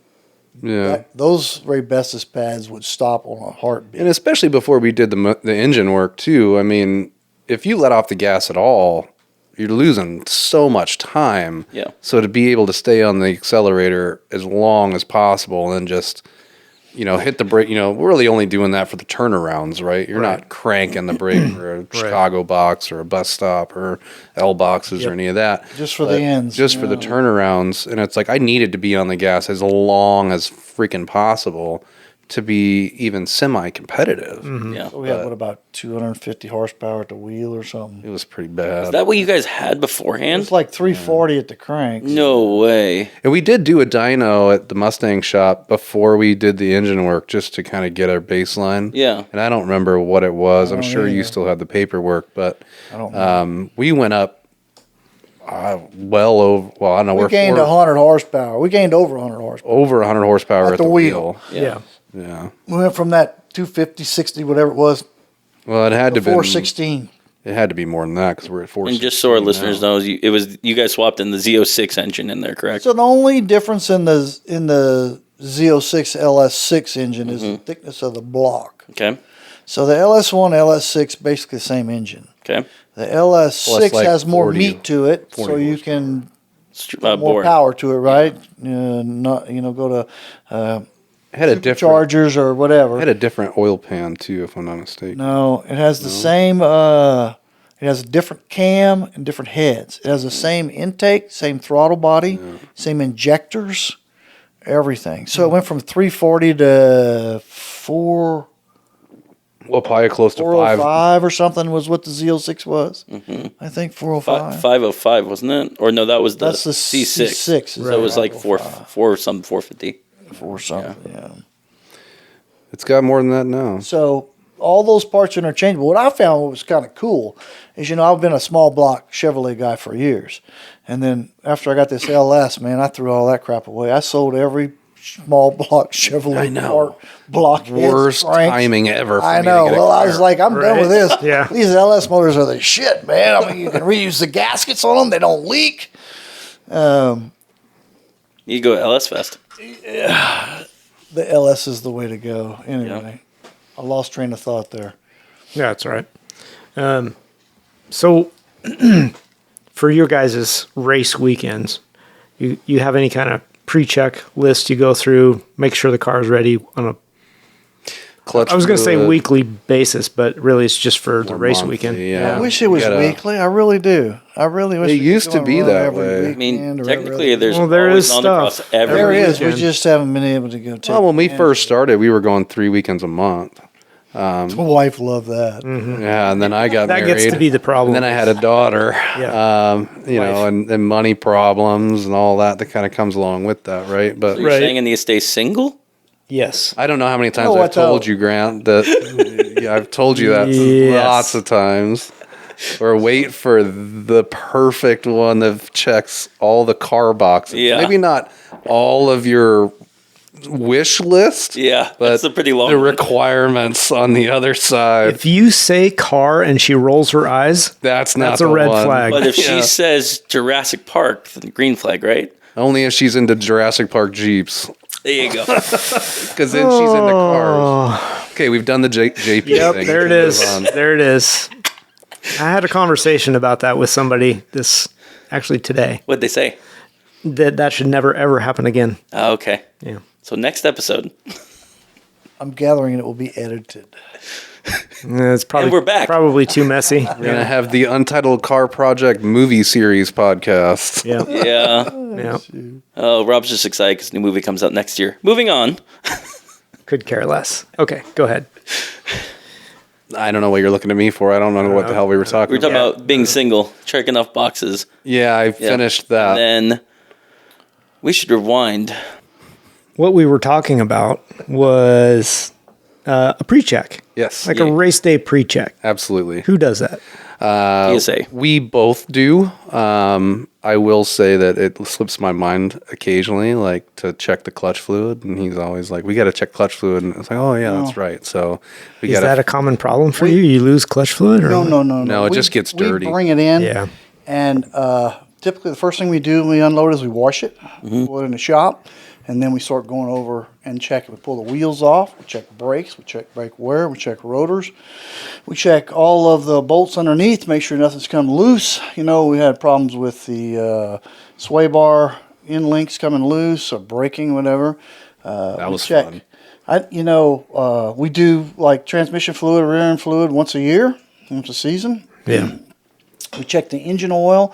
We typically will, the clutch fluid gets very dirty. Yeah. I mean, it's got a very small reservoir, right? Yeah, they're tiny. And so when you open it, the fluid's black after just one event. And so I suck the fluid out, wipe all the black crap out of the bottom of the thing, refill it, and then we bleed it off until it gets clear again. That's the one thing we have to do between every event is we have to bleed the clutch. And we don't have Really? to, but the clutch the fluid's black. It gets Yeah. hot. It's very hot. And some of that might just be our quote unquote one man bleeder that we have because it's so close to the headers and all the other. Don't put headers in your car. It makes them sound cool and they go real fast and all that. But man, the headers just get in the way of everything. Totally worth Yeah. it. It's 100% Totally worth it. Totally worth You it. got to check all your heat wrap around all your wires So- every single time. Oh, to yeah, make you're sure gonna- you're not you're gonna gonna burn melt anything. shit for sure. We've melted a couple connectors. Oh, yeah. And thankfully, we had that our donor car that our motor came out of, and we kept the wiring harness. And we've robbed a few connectors off that wiring harness. Yeah. And, spliced them into our other one. And Yep. I put some pictures online with the Moose group there of that wiring harness. I threw it out all over the floor. Oh, yeah. Because we're having wiring. I got one of those. car. And so I took a picture. It says, "Okay, now what?" Chased all the wires from out of the car. No, I bought a wiring harness for one of our Corvettes, and it's still in the box because I'm like, ain't no way. now just rob connectors off of it. You'll be better. No, it's terrible. Yeah, I still have that project to look forward to. But yeah, we got to check brakes. We got to check fluids, and then flush the clutch fluid. We check for wear. We check to make sure the tires aren't rubbing inside the inner fender wells. We had to fix that a couple It's times. not rubbing? I mean, you're not even racing if it's not rubbing. It's not rubbing anymore. We cut that stuff out the way. There you go. Most people just let it self-clearance. We cut it out of the way. I said, give me the saw, son. We're taking this out. Yeah. Some of the stuff, sometimes he's like, we're going to do this. Just go grab me a saw. I'm like, are you sure? Absolutely. One day I'm sitting on the floor and I couldn't get this solenoid open, a little relay. And I was getting pissed off. I said, go get me a hammer. He's like, what? I'm like, get me a hammer. Are you crazy? I sat on the floor. Smash. Okay, the cover's off. All right, now I can work with this thing. Dang. That was our Jimmy rig to make the car It's still start. in the car today, working the starters. Wow. There you go. So you guys do all that pre-check like the day of after racing or the day of racing? No, between race days. Okay. It's usually the weekend So after we get back racing. Sunday evening, and it's a big ordeal because he lives down that road, Yeah. right? It's a quarter-mile road, and it turns, and there's a cul-de-sac. Well, he's got almost 3 acres, but the way it's set up, you can't turn anything around in a driveway. So we pull up into that cul-de-sac, unhook the motorhome. I'll spin the motorhome around, or no, I drive it in. I get my pickup truck, put it up there so we can back the trailer back in. And then, so after we unload everything, it's pretty late, 8 o'clock usually. Yeah. And so, Damn, I'm not even home yet by then. and so we just, Sorry, buddy. we set up for the next weekend or something to get together, and we unload the car and we go over all that stuff. It usually takes, half a day to get it all done and squared away. And then, of course, every season we do the engine oil and the filter and Drury. Yeah. All the normal stuff. Other than clutch fluid, is there anything that's pretty common that fails on that car that regularly you guys see? No. It's just no. bulletproof. So Apparently when was not. it? Not the let's see, it'll be the July event. So we always get to the track Friday night. Derek unloads the car out of the trailer. The car never gets started till Saturday morning, and it's just a start to go getting grid. So I decided I was gonna tape some stuff all over the car. Was that when I taped the stuff? We ran it that I thought night. that was the weekend before. When you I tape wanted to check to see if the splitter was going to rub. That's it. Yeah, I just built the splitter for it, so I want to see the God. splitter. So Friday night, we take off, and he takes off the thing, and he goes like to the first turnaround, and he comes back, and then he gets on it, and about the time it gets close to red line, all of a sudden this big pow, like it sounded to me like a chunk of concrete or asphalt to come up, hit under the car. Yep. But it wasn't. And then he hit the gas, and there was this huge exhaust leak. It's like, oh no, this ain't good. And then we get back into the pits there, and we open the hood, and there's a hole the size of a nickel in the header. And so you're thinking, what the hell came out of that motor to make a hole that big? Yeah. I'm tapping all around. They're only 3-year-old headers, There's plenty of meat on that thing. What the hell happened? I thought for sure a piece of valve broke off and shot out that hole. Ejected it. Yeah. Yeah. Well, we managed to get it back together. God loves us. And we I'll post some pictures of those on your thread. put it all back together. Yeah, We that were was able gnarly. to run Saturday morning. But if we'd have waited till Saturday morning to do that, we wouldn't have raced Saturday. Right. Yeah. And for the listener, it was not something from within. It wasn't. It was an EGR. EGR. valve It was that the broke off, EGR valve. which we shouldn't even have had on those headers. Right. I ordered them without. They came with them, and it's like, okay, well, I got them. I need them. Do I send them back, or I Yeah, just just made left it caps? there. I made caps and capped them off. Right. And then when I took them off to take them in to have them done, so that that was a clean hole the size of a nickel, man. It was a big hole. Yeah. Right. I took them to my buddy who does TIG welding stuff, and took both of them in, and we took the other one off, and it had already started to crack. So it wouldn't be long; it'd come off too. Right. By the way, Guessing it's just from the vibration, maybe from. I don't know. had to be, Well, I got to wonder if the welds weren't very good and it or they didn't, weakened the metal around where they welded the bung in, and it just or they wasn't didn't good. fill the inside with gas when they started welding it on the outside. Yeah. Who Yeah. knows? Yeah. But yeah, I will tell you, listeners, if you have a hole in your header, some exhaust wrap, Modelo can, and a hose clamp will get you That's through fine. the weekend. Yes, it will. JB Weld exhaust wrap. It comes in a foil container, and you Worst mess knead it. ever. Is that what they do? You knead it. You Yeah, You knead it in a apply it little together. package, Yep. and then when you open it up, it's like this yucky, milky. It's like gauze with some milky crap on it. Yeah. Gas Nasty. material. That stuff was all over those headers. Oh yeah, you made a mess out of it, but it sealed it for the weekend. It ran that weekend. Yeah. Still put a beer can in a hose clamp just in Still case. wouldn't let me drive it. Well, I wouldn't let you drive because we hadn't fixed it yet. I know. That was the weekend you were going to get to drive 4 generations I know. of Corvettes. Yeah. And you still haven't gotten to drive mine because Nope. I've been limping it through the rest of the season. So let's talk about that, So shall next year you'll be able to. we? Yeah. Maybe. We're still in limp mode. We're going we to are make still in it limp mode. through the next weekend. By pushing it. Positive. No, That's- I'm gonna. no. That's That power torque of tube's gonna positive hold thinking. out. Let's hear about what's going on now. Torque tube's going to hold out. We got at least one coupler in that torque tube that's failed. Mm-hmm. At least one, if not both. I mean, you get under power and it goes clunk, and you can feel in your ass something shift backwards. Yep. And then when you get off of power, it clunks forward, and you can feel it in your ass clunk forward. And this guy over here, he's like, man, it's doing it to me in the turnarounds and all kinds of stuff. I'm like, it ain't doing that to me. You just need to be in more throttle. Once it goes thunk backwards for me, it don't thunk forward until I get back into grid. Or it thunks when I get in the stop box. Yeah. Cram on the brakes. Thunk. I'm like, So I need to just keep my foot in the throttle a little more. That's what he's saying. oh, yeah. I That's mean, what he's saying. You just modulate with the brake. So you you just guys- keep your foot in the throttle and just modulate with the brake. Yep. yeah. If I there you could go. 2-foot drive, I'd be a lot faster. You need thinner Smaller feet shoes. or a bigger You guys see pedal the next box. track we're having? Or just It's that no shoes at all. Thing where you got to go in and turn around. Oh boy, that's gonna be fun. Yep. Yeah. Yeah, that next track. Shifting time. I'm upset I'm missing the next one.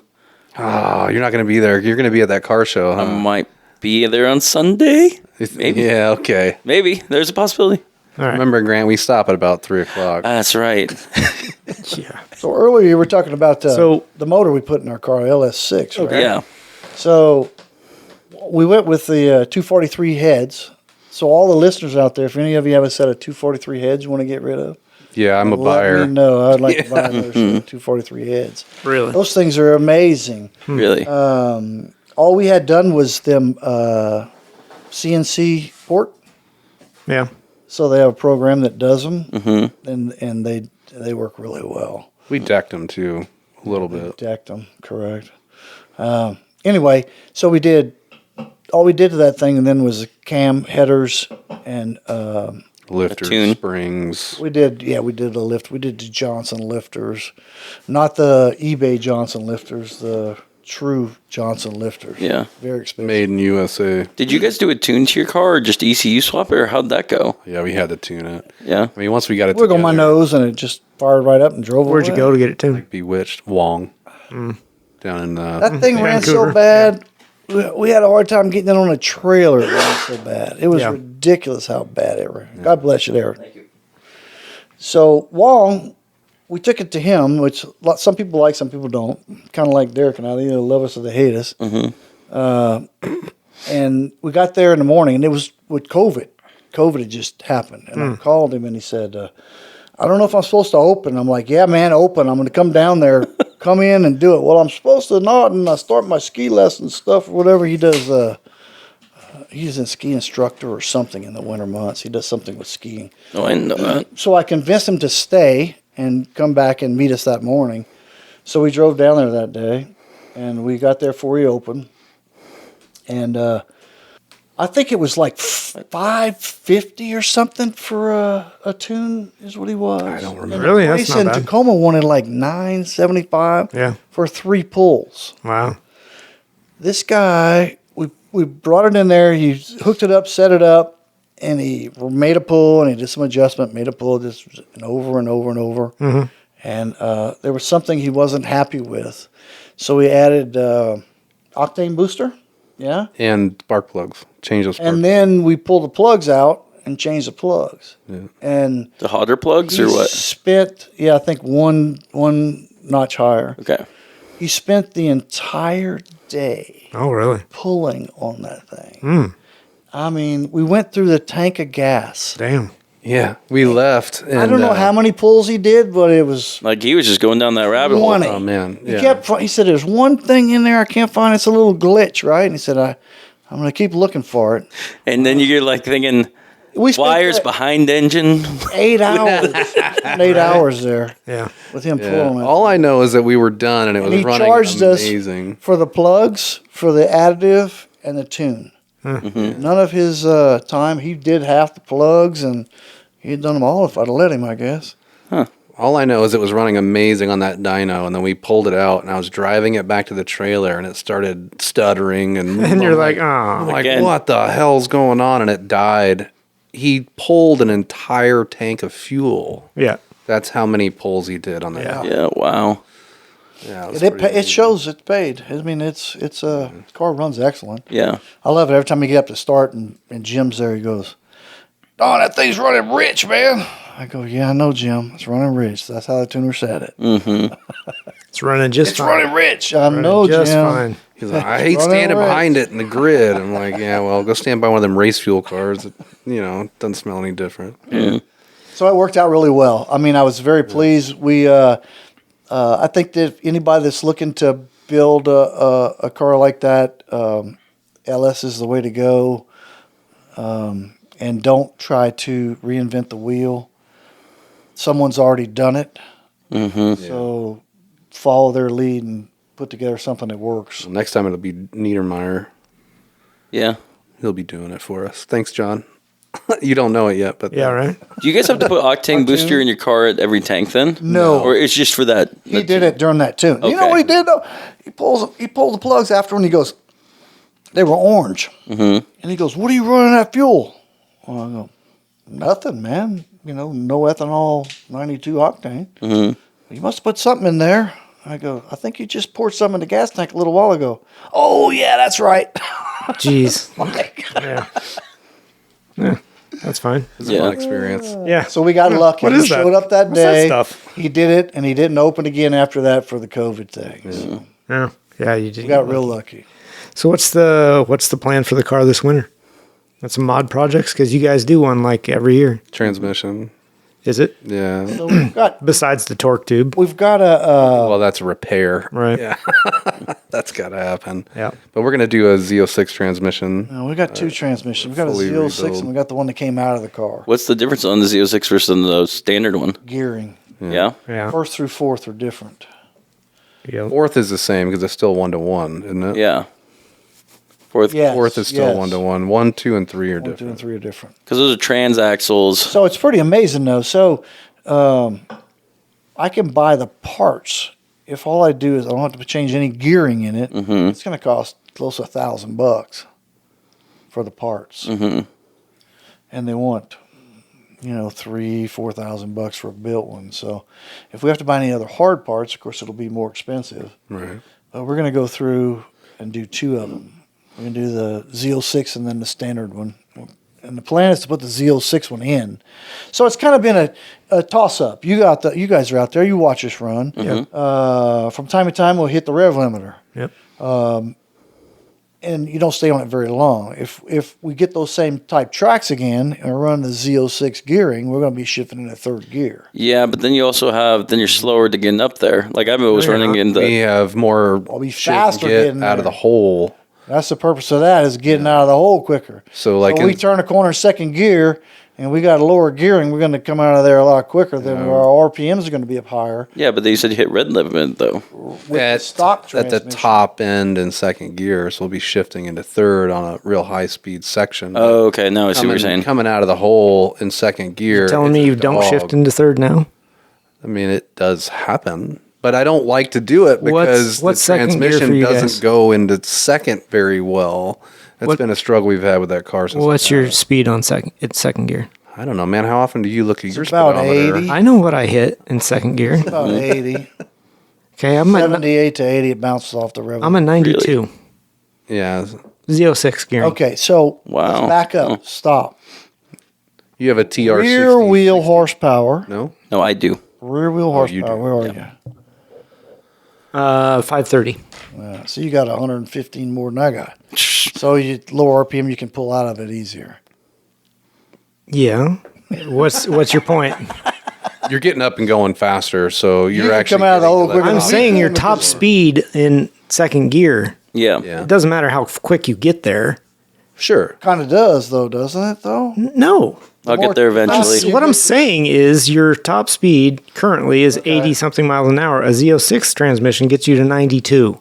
No, the T56 one will get us to probably. I have a T56. in the Yeah, but yours is 70s. C6. Well, So what's your rear end? ring. 342? Yes. Well, how can that be? I have a 342 also. Just saying. More throttle pop. Something's wrong. I don't know. Something's wrong with your Someone- man. No, see, this is bust what out the happens, calculator. Rob. This is what happens. I've had this conversation before. Yep. You shift long before you make your rev limiter because you're afraid that it's going to hurt your motor. Where we have our rev limiter set at 1,000 RPM, 500 RPM less than we should have it set, so that when we do hit it, we come off of I it don't without get how having. you That's can not do engine 80 issue. something with the same low end, rear end ratio. So what's your RPM running at that point? Well, your transmission gearing is different. 100%. Yeah, what's your RPM at that point? When I hit rev limiter? 82 or whatever it is. When I hit rev Rev limiter? limiter, yeah. 92. 78. Yeah. Yeah, see, we're at 65. Yeah, okay. There it is. That's the difference. I'm feeling inadequate in every single way in this conversation. Well, that's because you have a Ford. Well, that's why you go further with that Sounds lower like a gear. personal problem. Yeah. You can go further with that lower gear because Yeah. you try more RPM. We also have over a liter more displacement than you have as well. That's true. Because what is yours a 5.7 as well, or is your 7. Oh, 'cause Yours is you, a yeah, you 7.0, got- yeah, baby. You got the big one. Yeah. I forget about that He's too. turning 7,500. We got the 5.7, 350. I'm at a 4.6. I'm a small block. I'm sorry. You're a small block. I'm a small block too, buddy. I must say though that 427 with a That's cam, the ticket, man. that sound. You can't beat the sound. Are you of going to that. cam your motor this year? It Yeah. does it. For You are. Well, it's got That's like it's the cammed already, noise. but I'm You're putting a more aggressive one in yeah. it, though, huh? Yep. What is your plan for the winter for your car? Speed. Well, the plan versus what might actually happen, Yeah. Well, been there. because I've had the parts on the shelf for 2 years now. Yeah. Oh, perfect. Yeah. That's because you have 5 cars in that garage. Yeah. He's trying to beat my record. I've got Mammo heads, cam, internals, so it's going to be a full teardown and Yeah. rebuild. That'll be fun. And I got to put the silver car back together. And why? So we'll have one running. At least Yeah. at least to get it done, maybe get it out of the garage at some point. You just push it over by the ghost car. Yeah. Yep, exactly. Yeah. Just get a better tarp. But I mean, that's the winter project for the black cars Yeah. is to Cam have that motor heads. gone through. Yeah. Yeah. Do you have to redo springs and all that as well with the more aggressive cam, or you've already got? It's upgraded already Yeah, it's the all heads. matched. I got Oh, the 'cause heads. you already have Everything's them. matched. Yeah, that's Yeah. right. Yeah. So he did springs? God, so this can be easy. You just he did a special grind cam for it and all the heads and nice. I should have shown it to. I can show them to you later. I mean, easy is relative, quote unquote, right? Yeah. Easy as I'm dropping it off at the motor builder and having them put it together. Oh, you. Yep. Yep. That must be nice. I mean, kinda. Are you going to bring it to Mammo? No. That would be a little That would take longer of a forever. trek. Yeah. That would take forever. But yeah, so that's that, and I'll have the rotating curious assembly to gone see. through and new pistons and rings and all that. Oh wow, you're doing pistons and rings and everything too. Rebuild the engine. I mean, it's We'll do open. Bearings. It's open. Do it all. Yeah, all everything. Yeah. Where do you draw the line? At the end. Yeah. You draw the line at forced induction. You draw the stick with lines. naturally aspirated and Yeah. call her a day. Yeah.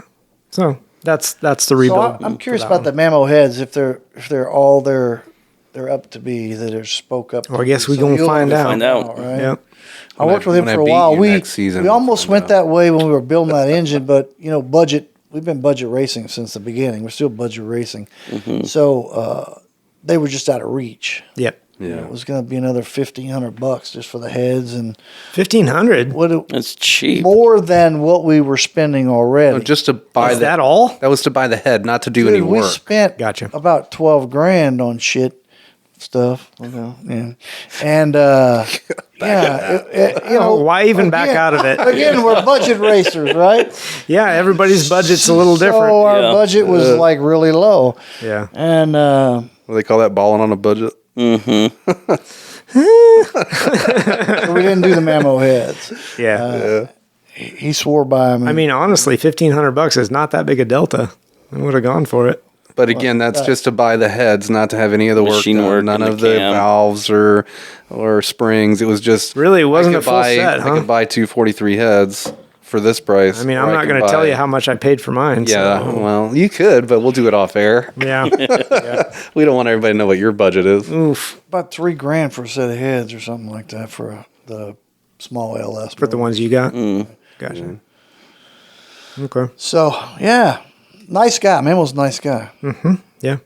Yeah, he calls every once in a while to check in. Hey, you put that stuff on yet? And I was like, no. Here's the plan, though. The last time I talked to him, I said, all right, here's what's happening. Yeah, Look, Yeah. I got to be Time honest. to talk. I got to be honest, man. I haven't even opened the tape yet. I'm not even sure if you sent me heads or a box full of rocks. I have looked at them several times. Yeah, I look at them and I'm like, man, those are gorgeous. Yeah. Sitting on the They shelf. should be on the shelf right here in your room, just so you Honestly. can look. They're actually really Should have pretty. done that. I bet you Yeah. have to show me those before I leave. Yeah. Yeah. So that's the black car. And then, I've got three other project cars in there. So The silver car needs to just go, on the back burner. It'll probably go where the Lambo's It's been at. on the back burner for a while. I picked the motor up a couple months back, like early in the season. I remember you telling me. I had other stuff to do. I had to work on my black car and get all that stuff done because I had to keep up with you.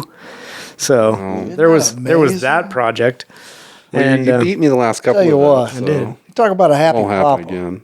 Yeah. what was that? We showed up there at the first race in May. You talk Yeah. about a happy man. Oh yeah, I was a very proud father when that boy took off in that car. I did it And 2 that weeks in a car- row. That car kicked some butt real quick, Oh, yeah, it did. Did it 2 weeks in a row. That guy. and I couldn't keep up with him. What'd you guys do to your car? Oh, it's new brakes. Yeah, we blew a hole in the header. It Yeah, makes it yeah. faster. Yeah, lighten it. Yeah, right? lightened it up. Yeah. So anyway, Can you call header holes speed holes like you can a floor pan? It's called weight reduction. speed hole. Speed hole. Tell you what, it sounds fun. There's something there. Yeah, Some maybe. I don't know. Anyway, so I don't know. I still want to drive that silver car because that motor Yeah. is going to be. It's going to be amazing. Yeah. So are you going to race that instead of your black car? Or what's your plan? Well, I guess it depends on how long it takes to get the motor for the black one done and back in because it took a year to get that one. Right, yeah. And I'm hoping since I have all the parts, it doesn't take that long. But you can't rush a Get good somebody motor builder. local to build it for you? Yeah. or- Yeah, I got a local guy. Same one that everyone goes to, right? Nope. You need to bring that guy a few cases of beer and tell him to put it to the front of the line. Yeah. Yeah. Here's some extra cash. Whatever it takes. No, beer. Come on, start with beer. Start go with beer? Get to cash I'm later. not sure that he drinks beer. Whiskey, whatever. Whatever it is. Yeah. Anyway, so I do want to drive that car because, I mean, it's going to be putting down 650 at the wheels or something like that. So That was making over 700. at the crank. Oh, good point. Yeah. So how many horsepower are you planning on the black car? About the same. About the same. Yeah. Yeah. Yeah. About the same, but two different styles of building and an engine. Not too far off, really. A little bit different max horsepower, different RPM range, slightly lower on the black one because I wanted it around the 6,500 mark. Yeah. And the other one's 72, I think. Max Yeah. horsepower and torque. Yeah. But I do want to drive it. I want to experience how that motor came out. I mean, I did pay for half of it, so I kind of like to Yeah. feel that out a little See bit. where your money went? Yeah. Plus, that car's pretty fun to drive. You know. I mean, it always looked super fun to drive Yeah, anyway. that thing's always been kind of a Yeah. rocket ship. I'm kind of hoping that you I don't. always wanted to drive that car. That Yeah. car is I'm kind of hoping badass. you don't drive the silver car. Oh yeah. It used Well, to- maybe I'll run that one next season It then. used to be top time of day Every day. Yeah, Every day. monster. Yeah. So yeah, maybe I should just run that one next Maybe year. you should just sell that car. I don't know what happened to it. Where'd it go? Yeah. Anyway, and then I've got the other projects. You got any other? I mean, you're going to work on your Camaro.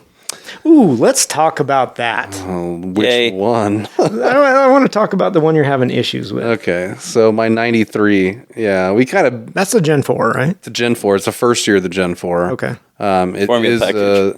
yeah, it's got the F1 OEM performance upgrade package. It is a Z28, so it's running the 5.7 liter LT1. It's got a T56 6-speed in it. I've got a list of all the RPO codes that, were involved with the F1 package and all that, somewhere. I think that's pretty cool. It's definitely neat. Yeah. It's different, right?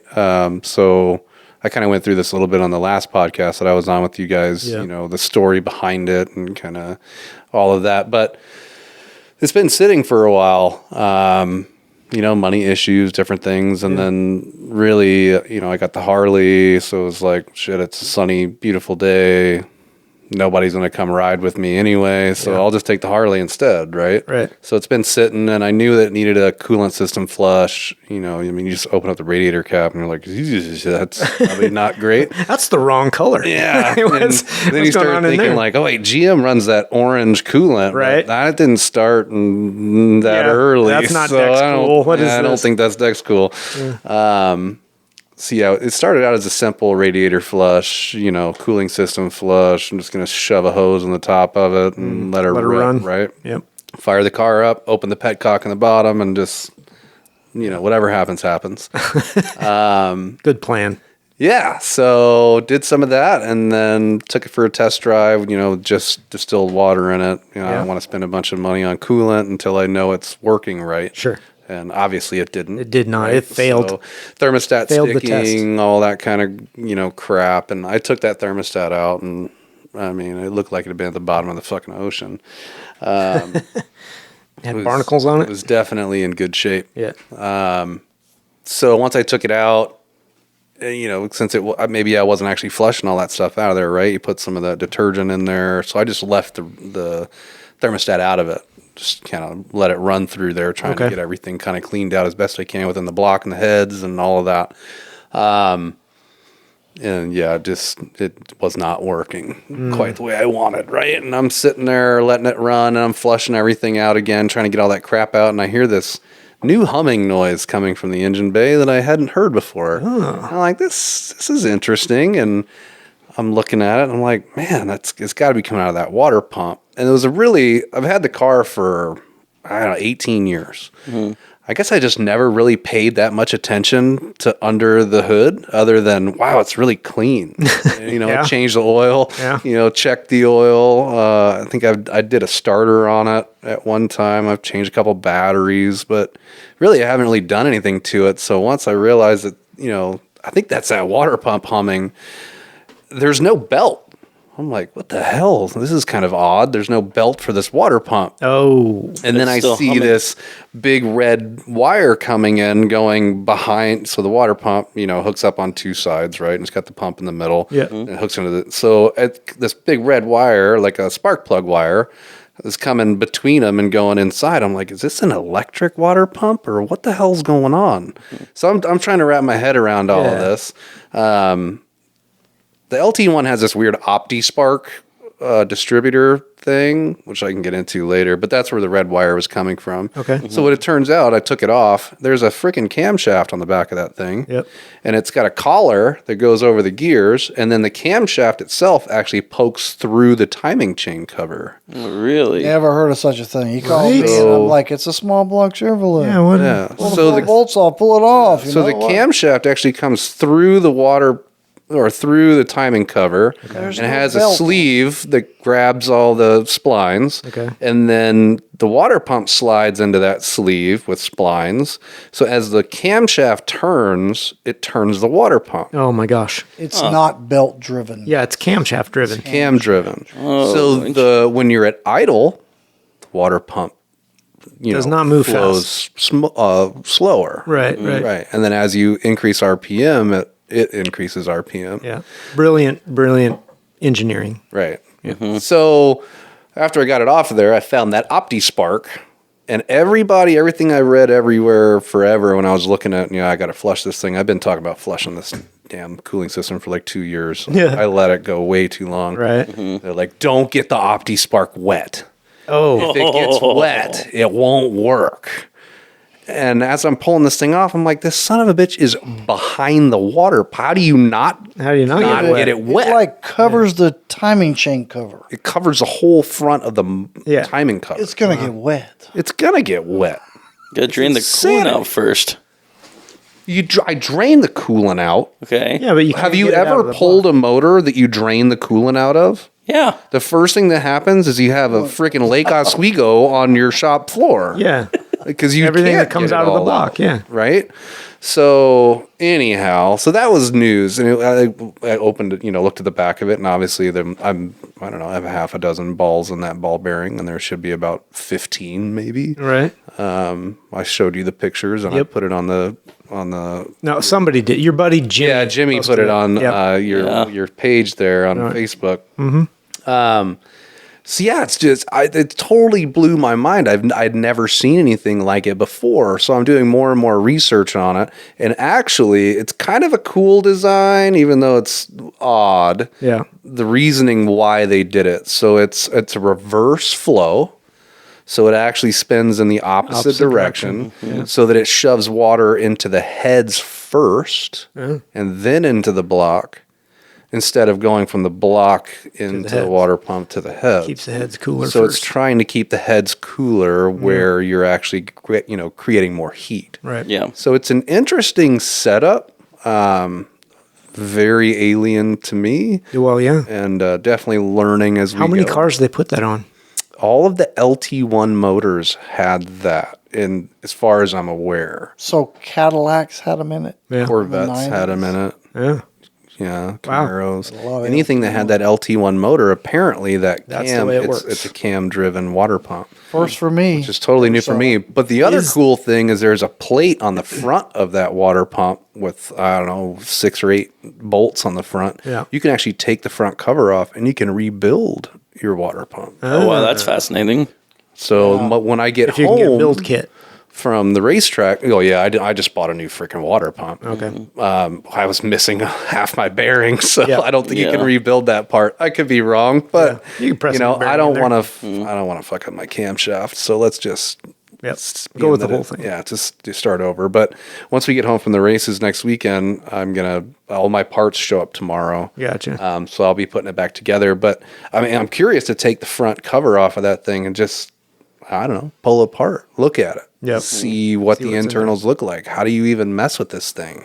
What makes this water pump different from the traditional water pumps I'm used to? Mm-hmm. Yeah. Because I had seen, and it's interesting because a lot of those guys that do like burnout competitions and crap like that they don't want to lose that belt and pop their motor. They go Yeah. to electric water pumps. They go to electric power steering, if they even have power steering. Right. They eliminate the serpentine belt altogether. They've got no alternator. That you just do their thing. Right. So it might be an interesting thing, to look into maybe for some of those guys. It's another way that you can run a water pump that doesn't draw power, Yeah. and it doesn't require a belt. But I don't know how much Well, horsepower loss you Yeah, there's get power loss. Yeah. from that camshaft, actually turning that belt or turning that pump. In your research of the LT1, do they have a kit that eliminates that? Can you go back to more of a traditional pulley system? I didn't look, to be honest. This is the one car that I may, Yeah. I'm going to say that real loosely, may agree with Grant about keeping stock. Keep him factory. At least Or that keeping one factory. thing. Well, that car in general. Yeah. Yeah. I mean, I'm the third owner of that car. Yeah. It's got an interesting story behind it. It still only has like 71,000 miles and some change on it. Mm-hmm. It was the first hot rod I had ever bought at 22 years old. If God willing, I'll never sell that car. And it's so clean and it's so nice. Really, the front splitter's got, obviously scratches and all kinds of crap up underneath the front from, everybody hitting, Right. going into driveways or whatever. But really, that's only the only paint blemish on the whole car. And the interior's got one coffee stain on the passenger floorboard. Otherwise, the interior is clean. There's no stains. There's no wear. Yeah. It's all original. It's almost like jumping into a time capsule, to me. Back in high school, all the rich kids had 4th-gen Camaros, and I always wanted one. And, they all had the little V6 versions or whatever. And Yeah. when I was able to, at 22, I'm like, I'm going to get the biggest, nastiest, Yeah. coolest one I can find. Right. And, back 18 years ago, I stole that car for $6,500. Yeah, he did. Yeah. I mean, they're going for 20 plus grand for a good, version of it. Sure. And none of them are F1s, and most of them aren't Z28s. Is that current pricing?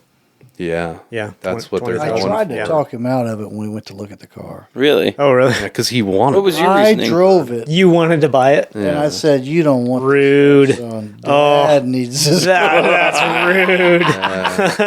He came to a stop. Buy it out from under you. Thing was fast. They were on Highway 18, and they had just made it. It used to be a 2-lane road with just a yellow line. It was Yep. the deadliest highway in the Pacific Northwest. It was all kinds of crazy shit.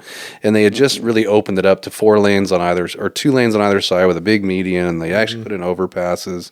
And we came to, he was driving. He came to a complete stop in the middle of the highway. Like, ready? Here we go. Let's give her a I'm rip. looking around like, holy crap, are there any cars around here? Right. And he got into it, lit them tires off, and we took off. And he was like, "You don't want this car, son. It's too fast. It's too It's fast. just too fast. Your dad wants this car. Yeah. Get out of that driver's outta seat. here. Get out of here." Now tell him when the guy wouldn't take the money, what happened? I don't know if we went into that on the last No. podcast or not. Oh, but- yeah. This Let's story hear it. about. So he So- wanted like so- what $7,500 Let's for back up a little bit. Okay.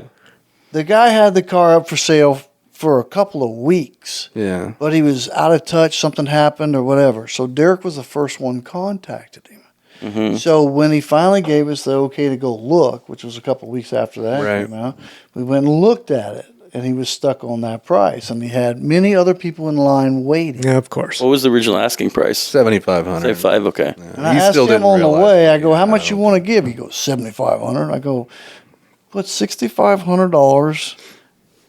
No, put $6,000 in your right pocket, put $500 in your left pocket, and if you really want to, put another 1,000 in your back pocket. Yep. The guy wouldn't take that money. So I was over there, and I had it opened up, and I was flashing under his nose, and he kept turning his head, and I kept moving it around. I got other people waiting. I go, "It's right here in your face right now. You Yeah. can take it now." Yeah. He finally grabbed it. Fine. He was shaking it, was going flap, flap, flap, flap, flap, making noise. Oh yeah, I was like shaking it in his face. "Come on, man, it's right here in your face." Kept Come on." turning his head. No, no, no, no. Yeah, he took it though, and Yeah. Dude, the kid got a steal on a car. It's a great car. It's in phenomenal shape. It's always been indoors. Yeah. There's no rust or surface rust Yeah, for on the most part, anything indoors. anywhere. undercover. Yeah, it's a really clean car. So Minus the problems with the water pump. I'll give you $5,000 for it. after you change the water pump, After, yeah. Oh no! I'm tell you what, It's not original anymore. It's a part for $5,000. You can come pick it up with your trailer. Done. Yeah, I Done. I'd lock. You guys heard it, right? I'd lock the garage. It'll never end up in your trailer. I'll put the old water pump in your trailer. if Oh, you want great, for that. $5,000. You can take it apart and Yeah. play with it and make a he'd leave YouTube his video wife out before of he it. leave his car. I did tell my wife, I said, there's a couple of things you need to know. Like kind of as I already said, like I'm a car guy. I drink beer. I smoke cigars. I cuss. Yep. It is what it is. But I also told her, I said, just be aware if you ever make me choose between you or my Camaro, you better have a place to live first. Ow. And I was That's young. gnarly. I was young. Okay, I You're was still like, alive. You got away I with was it. like 23 Free years daughter. old, I think, when I Yeah. started dating her. And, but believe it or not, we were going through some financial issues, and I had it in storage and pop shop for 7 years. And, and I told her, I was like, man, I just don't know. Maybe I'll just sell that car. We could have a few extra bucks. We could go do something. And God bless her. She said, Derek, don't sell that car. Mm-hmm. She said, if you sell that car, you're going to hate yourself forever. And if I ever say it's okay for you to sell that car, you're going to hate me forever. And Yeah, it's valid. I still have the car, and I don't hate her for that. Sorry, babe. If you're listening, I don't hate you. So that qualifying statement. Yeah. So, I'll never get rid of it. But hopefully, once we get that back together, I thought I just needed a flush, and then I was like, okay, I'll do a thermostat. Oh God, now I need a water pump. There's some stuff. Shit, I You'll hope I get don't it. mess up that Opti Spark. Oof. Can't How's buy the 'em rubber on that car? Because it's been inside, so like all the bushings and stuff. survived? You know, years? they're all doing really well. Yeah, I mean, when I first bought the car, I lived in an apartment. Yeah. So it was stored indoors its whole life before I got it. I lived in an apartment, so I had a covered, patio. Carport. Yeah, carport, whatever, with 5 cars lined up underneath them. But I told them, I said, I need one with a pole. So I had my car underneath, and then I had my crotch rocket parked right next to it, chained to the pole. Right. And I lived there for, 2 years. So it sat outside, at least in the summertime. In the winter time, I'd put it in his shop. Yep. But it sat outside. But otherwise, it's been inside. It's never been parked on grass. It's been on solid, concrete, asphalt. Has it been in a heated garage? No, but it. I spray Not a Ferrari. Yeah, no, it's not a Ferrari. Heated garage. I mean, I don't even know what that is. I guess I don't even have insulation or drywall in my garage. Wow. I don't even have bird blocks. There's fucking birds flying and shit on my stuff, even though it's inside. But I spray everything down with silicone at least once a year. I just go out there and play and spray down all my weather stripping and my rubber bushings underneath and in the A-arms and all of that. I just trying to keep it as as lubricated as I can. Yeah. Kind of keep it from cracking and getting old. I mean, it's a hog though. I mean, it's a big old pig. I mean, it goes in a straight line really good. It turns good enough, but you really crank Not on an that wheel. autocross car. No, when I took You it can give autocrossing, it was just a hog. I've only It's seen possible one to drive other. a boat like that. Well, it's even more of a boat than your boat. That's what I'm saying. It's possible to drive a boat like that. Yeah. Just It takes- is, but you have a That's- lot of upgraded suspension and things in your car. You that- should have seen before that. cars It's all possible stop. to drive a car like that. I mean, it's possible. I did it. Yeah. I just didn't do it quickly. I've only seen one other Gen 4 autocrossing. I've never seen another Gen 4 autocross. I've seen a lot of Gen 3s, Yep. A lot modified of Gen Gen 3s. Yep. We've got a couple of Gen 2s that, been modified Gen and 6s. run with us. Okay, Yeah. again, the Gen 5 and Gen Just saying. 6 is the same flipping car. Okay. It is. I don't care what you say about the frame. The Gen 4 could be separated into 2 different generations if Yeah. you're going to go there. Just call one Transformers car and pre-Transformers. Second gen can be too if you're going to go there. You could almost make 3, I think, out of the second Second gen, yeah, I agree. I mean, let's be honest. It's still a 5th gen. I don't care what they say. I mean, we could be on 10th gen by now, honestly. I mean, if you wanted If you to. separated them all out. Yeah. Yeah. Because, I mean, we went, in the 4th gen, they went from the LT1, then they went to the LS. They changed the body style halfway through. Did they changed put an LS in the later years? Yeah, starting didn't know in that. 2000, maybe 99. I Really? can't remember. But yeah, they had LSs in them. They had LS1s. Okay. So, the LTs were the early ones, unless you had the Berlinetta. TPI V6 or whatever, which is just a terrible motor. But Yeah. Derek, you might know this answer this one, just randomly thinking. What's the most, if you're looking for a Gen 4, what's the Halo one to go? Would it be your style, like the Formula one, or would it be more like the LS one towards the end of the run, or what? I think it depends on what you're looking for. If you're looking for horsepower, I'd go with an LS. Yeah. If you're looking for a specific body, I mean, so mine still has the sunken headlights like the Gen 3s did. I think about the time they went to the LS, I think it was about the same time they made flush headlights, that haze up and get all foggy, just like, the old Porsches or any of those other cars from that era, right? So I like my sunken headlights. I think it's cool. It's different. I like that look better too. Yeah, so I think unless you're looking for horsepower, I mean, an LS SS car is definitely going to have the most horsepower. But I really wanted a Z28.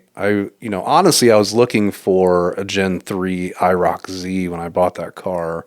I went through that with y'all last time too. I bought the X, that 92 25th anniversary edition. And I really wanted to replace that car.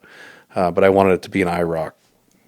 And but they were all just rode hard and put away wet, and they just, I don't know, that particular car just popped up while I was looking and was like, oh my God, it's clean. It's a Z28. It's a 6-speed. They only had 5 speeds in the Gen 3. You couldn't get a Gen 3 with a 350 motor and a 5-speed because that T5 just wouldn't hold the horsepower. And then, of course, after we went and drove it, I was like, screw that Gen 3. This LT is the way to go, right? Yeah. So I don't know. I think it just depends on what you're looking for. I think body styling wise, what I have is cooler than the later models of the Gen 4, but the Gen 4, the LS motors obviously had more horsepower and things like that.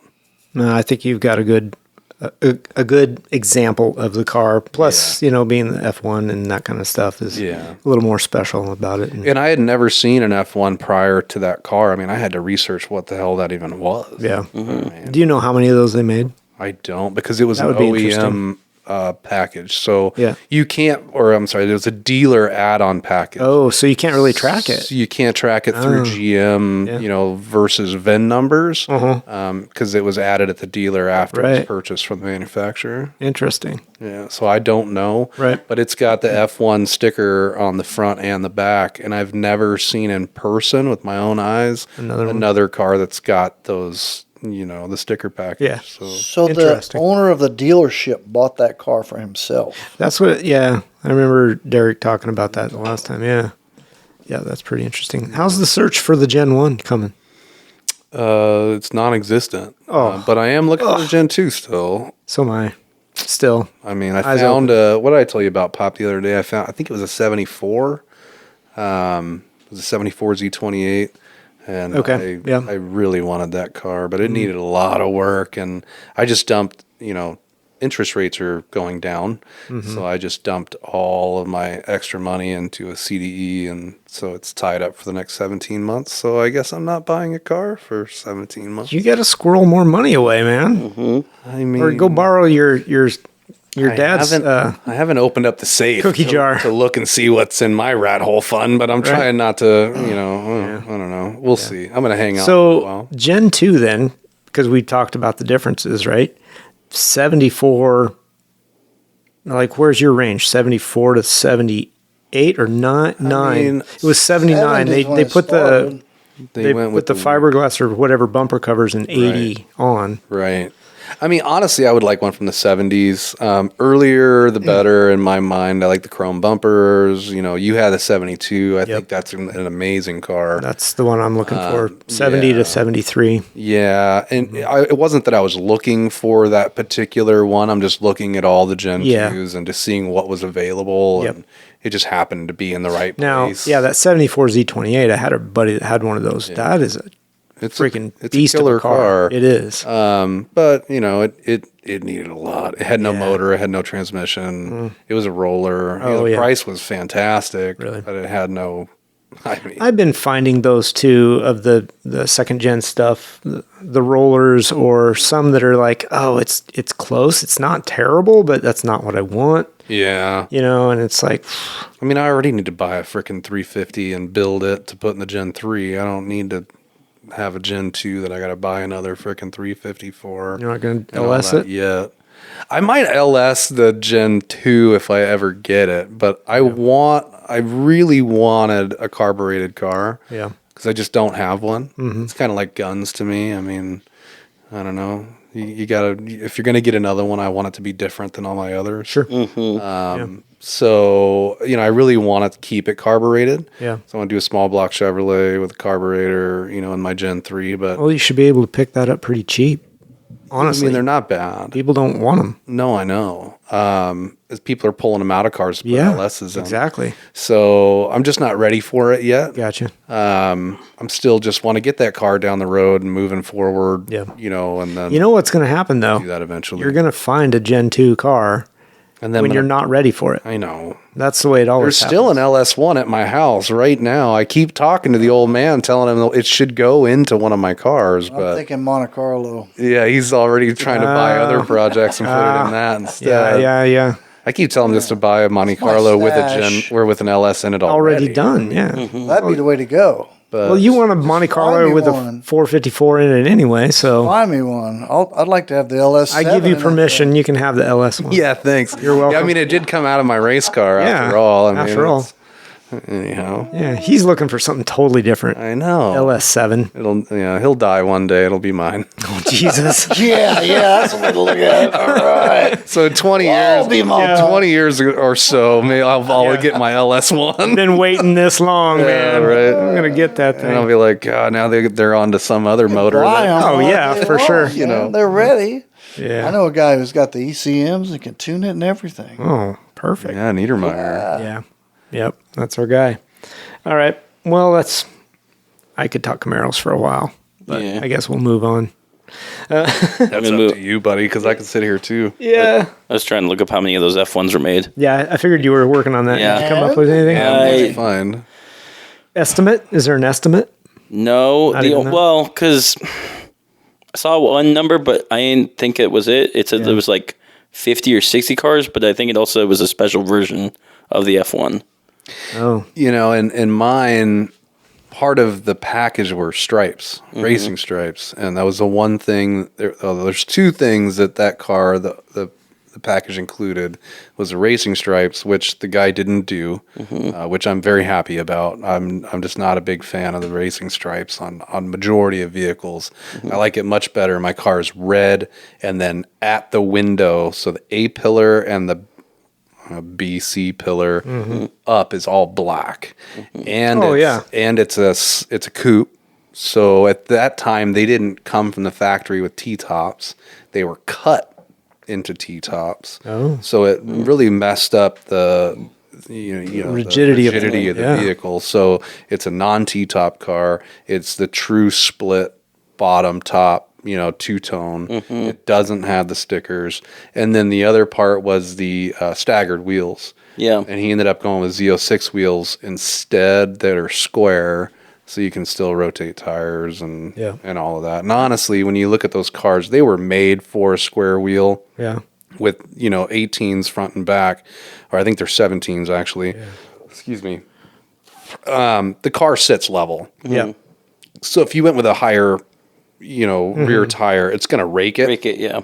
And honestly, that car already is just a wedge to begin with. Yeah. So if you raked it, it would almost, be like a ramp to the moon. Yeah. So I'm really happy with the two deletes that he did in that F1 package. And again, it's probably because it was a guy that owned Auburn Chevrolet, and he knew all the stuff that was going to come with it. When he did it, and he went, I don't want all that crap. Yep. Because to me, a racing stripe should be, looking back at GM, sports cars, it should be on the hood, and it should be on the deck lid. You shouldn't have them on the roof. And when you've got a red car with a black top, if you put black racing stripes, it's like there's no red on the top. Right. And it doesn't really separate and create that contrast that they were meant to create. That's why you get convertible. No. God. Where does he get this 60s shit? Cadillac convertible? I'm in. Let's do it. But no, not a Camaro, not a... I'll grow my mullet and fly the T-tops in that Gen 3 in a fucking hurry. Well, it doesn't grow that fast anymore. You got to... I mean, I could grow the bearded mullet. There you go. I could have a mullet in the front like ZZ Top probably a lot faster. Probably in a couple weeks. Have that shit done. I mean, right now, if I went with the party in the front... or the business in the front, party in the back, I'd have old in the middle. Yeah. I'm missing some section up there, so it doesn't really work well. But It's not as good. I could do the Billy Gibbons beard, no problem. That's funny. Well, Derek, have you ever find out what like in the registry or something with production number of how many of those F1 cars were made? You should tell your buddy Jimmy and see if he can post it to the Facebook group. I guess I'll actually have to try and do that research again. I know I did it one time, and I don't remember what I found. I know I didn't find much. Maybe they've got... Feels like you more got a of it pretty special available car now. there, though. Yeah. I mean, it's special to me. Well, yeah. And that's really all I care about. But the way it came in the dealer options and that kind of stuff doesn't seem like you're going to see a lot of those. Yeah. I mean, but at the same time, it came with these god-awful seat covers on it, and Pop's like, why do you still have those seat covers on there? And I'm like, I don't know. Because we saving those seats for the next guy? Yeah, Yes. absolutely. That's how I feel about resale this car value, baby. as a whole right now. Like, Use it. I'm never going to sell a car. Yeah. It's special to me. I mean, it's got a cool story. It's got some different things on it that not everybody else has, but it's never, God willing, if nothing, happens catastrophically, I'll never get rid of that car. It's your Liger. It is. Her name is Ashley. His first love. Hold on. Not my first love. Hold But, on. So Ashley was the girl growing up that was untouchable, and I tried over and over and over you again. named Isn't that illegal? And I couldn't, she was It dating wasn't- somebody. I It was. wasn't then. Yeah, stop that. She was dating somebody, I was dating somebody, and the moons never aligned, Yep. and it was always like that white unicorn to me Yeah. throughout, I don't know, junior high through high school. So when I was trying to come up with a name for that car, I was like, well, I mean, it was my white unicorn high school car. Yeah. So But you actually got it. So. thanks, Ashley. I won't give your last name out, but I mean, go ahead. So he's named his car. Grant names his car. Yep. What about you, Rob? You name your car? I don't. Well, Don, real fast. I only named a car. Only one. Yeah. We covered that in the previous episode, but I named Liger's all the my only stuff. car I've ever named, and the whole reason, the stories behind that and stuff. yeah, but, watch the last episode. All right, I'll Listen Yeah, do to that. but last the episode. no, because I've always had like the Excursion, the Explorer. Like Yeah. to me, if you name a car, it's got to have a really special reason for that. All my stuff has names. Well, I don't know. I It's kind of just, feel like if you name it and you take care of it, it takes care of you and always gets you home. you got to pet her. Talk to my car, though. I You got to do, pet her yeah. steering wheel and steering yeah. column. Yeah, You're yeah. like, come on, baby. Especially Come on on, baby, race you can day. do it. Oh, Come on. yeah. Especially on race day. Especially when you feel a clunk and you're like, come on, Oh, baby. come on, baby. Not today, not today. Don't drop me now. Yeah, so. Yeah. No, I have not named it. I mean, it's got a scoot license plate, but Yeah, but that's you, not I the keep car. threatening. right. So that car to me, our little C5, reminds me of a red chili pepper. Yeah. So I named the thing Pepper, right? Well, it was a pain in my ass when we first got it. The clutch went out, all kind of crap, right? And it went into limp mode and all that bullshit. Had a lot of issues with that car. when Yeah, I first so bought I it. named it Chili Peppers. Pain in my ass. Keep telling him I want to put a green stem on the back of that thing when we show up at race day. yeah. Yeah, so I got a Looks custom. like a chili pepper. I got a too. custom license plate with a damn chili pepper on it, so you wouldn't Yeah, put a freaking yeah, stem on the sure back did. of it. Yeah. What do you think they'd say if we showed up there with a green stem off the Big back of that paper car? mache I think it should be a big stem. one. Oh my It needs to God. be like 4 feet long. Oh yeah, for sure. Yeah. Yeah, big Hanging paper out. mache, Big old freaking curly kid. pinata hanging off the There back. you go. Of your car. Yeah. Makes it faster, I'll do it. Jesus. Yeah. I will give you a handicap. Yeah. Can I have 12 seconds? No. And I saw those handicaps Yeah. today. No. You Wow. compete with Bob for that. Yeah. Wow. Yep. I wanted to ask you guys individually. Is there a car, Derek, that you like that Don would hate, and maybe he doesn't know about that? I don't think so, man. You guys on the same page of what kind of cars you like? I think I got a lot of my taste from my father. Yeah. Then tastes change over time. Yeah, absolutely. Absolutely. He definitely had some cars that he was into. I mean, like, let's say my Harley, for example. Here's it's not a car, but Right. so in 2008, we rented a couple of Harleys down in Florida. And we were in the Florida Keys, and I had a Road King because to me, big headlight, raked, handlebars, leather bags, just like stripped down kind of bike. And he had a Street Glide with the big bat wing on it. And I was like, man, I'm just not into those bikes. I just don't like the bat wing. And, it's just shit in the way. Like it's impeding my view. And Yeah. I own a Street Glide and I love it. And I looked for a Street Glide for 2 years before I bought one. Taste changed over time. But I don't think there's anything that I would really want that I think he would go ugh and balk at. Yeah. But I would definitely say there's probably some vehicles where he'd be like, it's not for me. Yeah. Yeah. How about you, Don? There's probably several that I like he'd probably balk at. How about an Avani? A Vonnie. Good For me, with a grief. Studebaker Yeah, I know what it is. Avani. What's an Yeah. Avani? Is it like a trike Studebaker. or something? It's a fiberglass Studebaker car. Probably turn his nose up. So No, I mean, they're cool cars. It wouldn't be something that I would buy, but I would drive it. It's not in my sights right now. No, I would But think you've as got far other as things to look for if they're- besides that. Monte You know, Carlos. let's talk about cars. So, I love most all cars, right? Okay. Car guy. But there's one thing about cars that I don't like. We'll be fine. Yeah, he's pulled Okay. up an Avanti on the If a computer. car has got, it could be a ZR1 Corvette. Yeah, If it had bright red interior, I'm out. you're out. I'm out. Yeah. So it can't convince you in my Lambo. No. Just never been a red interior, bright. I had a. What about the bright blue interior? Like Wait. some of the early, actually Chevys, like they had seafoam blue interior. Yeah. Camaros had them. First gen Camaro. Yeah, no, actually, yeah. Some of the third gen stuff has a blue interior. Yeah. You know, I don't like it. and the red thing he's talking about, Yep. I completely agree with, but mainly because the red carpet. Yeah. Red carpet, Well, when it gets dirty, Oh, it's not it good. looks oil stained and you never get it. What do you think about that, Grim? I feel like I'm reminds being targeted. You are. it reminds Do you have me a target of on your back? What do you call that couch that has a padded foam thing that comes to a point at the top and it's seat all the way around? A love seat? It's red No, velvet. I know what you're talking about. I didn't know there was a name for it. Yeah. You see it in the lobby of these fancy hotels. Yeah. Poorhouse. Yeah. Oh, did I say I've that been to out that loud? hotel. Yeah. Oh, okay. So we've been there. Oh, we've been there. shoot. That's by the Hour place, right? You know what? Oh, Oh, sorry, wrong Red place. interiors are probably great. They're just not for me. yeah. Right? Gotcha. So, like, a lot of the Ferraris have that bright red interior. A lot of the older sports cars had the bright red interior. Yeah, they did. It was kind of a thing. Lamborghini did. Ferrari, I no. don't think ever had a. Well, They had no. red. The F40 did. I think that's the only one that came with a red interior because they all were always black leather, tan leather, and then until you get to the newer models, Red But interior with black carpet.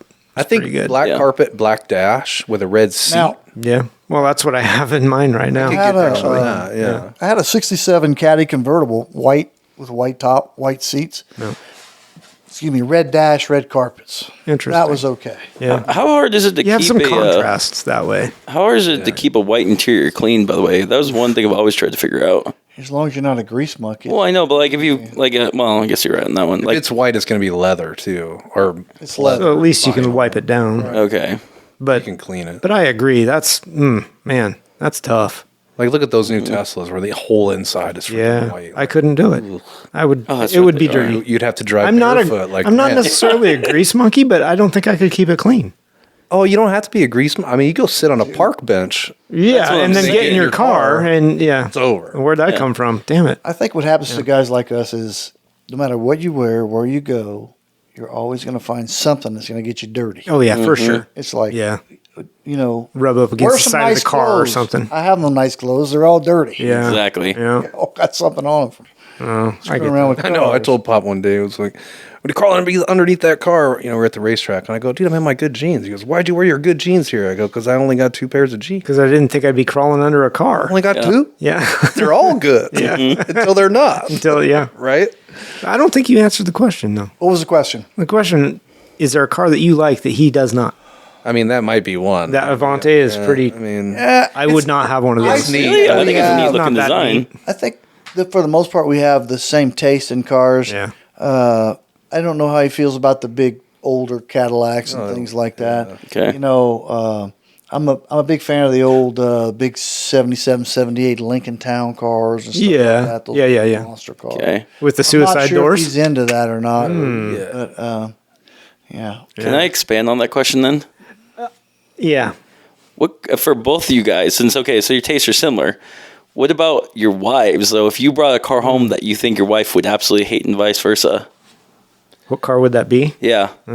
Every car I've brought home. Yeah, Like, right. there's one that they would be like, Got okay, another car. I hate it. Oh, she's like, wait, it doesn't I have think if I perfect paint. brought The home- interior's got no carpet, I hate and it has Yeah. rust spots on it. Why did you even buy this? yeah.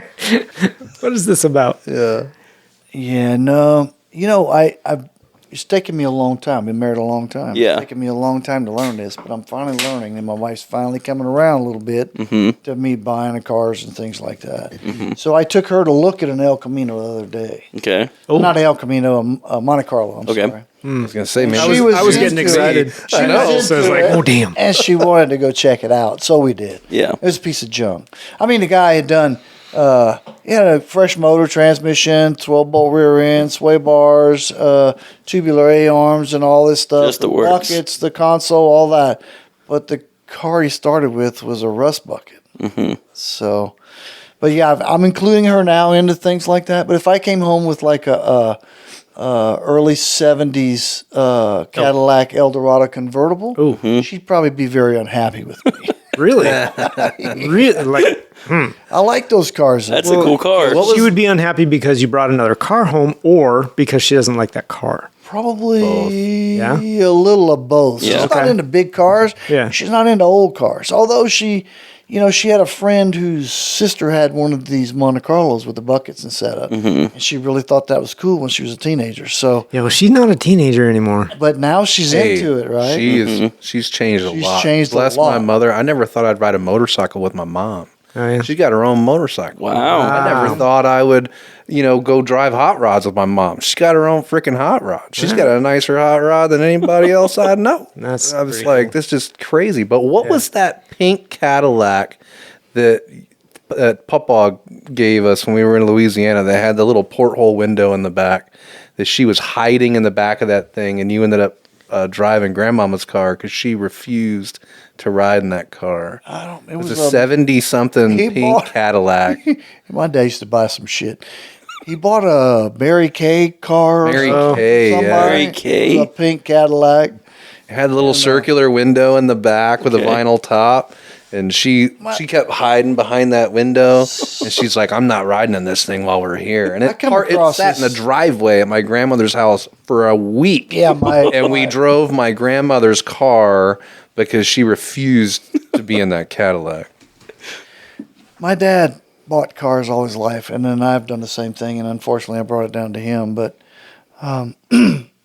That's like an Elvis car. It was a '70s Cadillac, Rob. You're looking too old. It says 70s. The first one right there with That's the a big wide 60s. headlights. Oh yeah, it'd be more like that first one. Yeah. It Wow. wasn't a convertible. It was had a vinyl hard top. Yeah. With this little circle like porthole window, but it wasn't bubbled out. it was custom. Oh, that's it wasn't pimp. Yeah, right. Oh, she refused to ride in that car, dude. 79. That looks pretty close. Yeah. No, that's funny. No, go ahead, Don. There's the porthole She's come quite a ways though, as far as for me buying and selling, and I can talk to her now. I used to couldn't do that at all. It would just cause, chaos in our house, right? Yeah. So now she's okay. I share with her. Before she told me I lied to her, and I said, I never lied to you. I just didn't tell you about it. You lied from omission.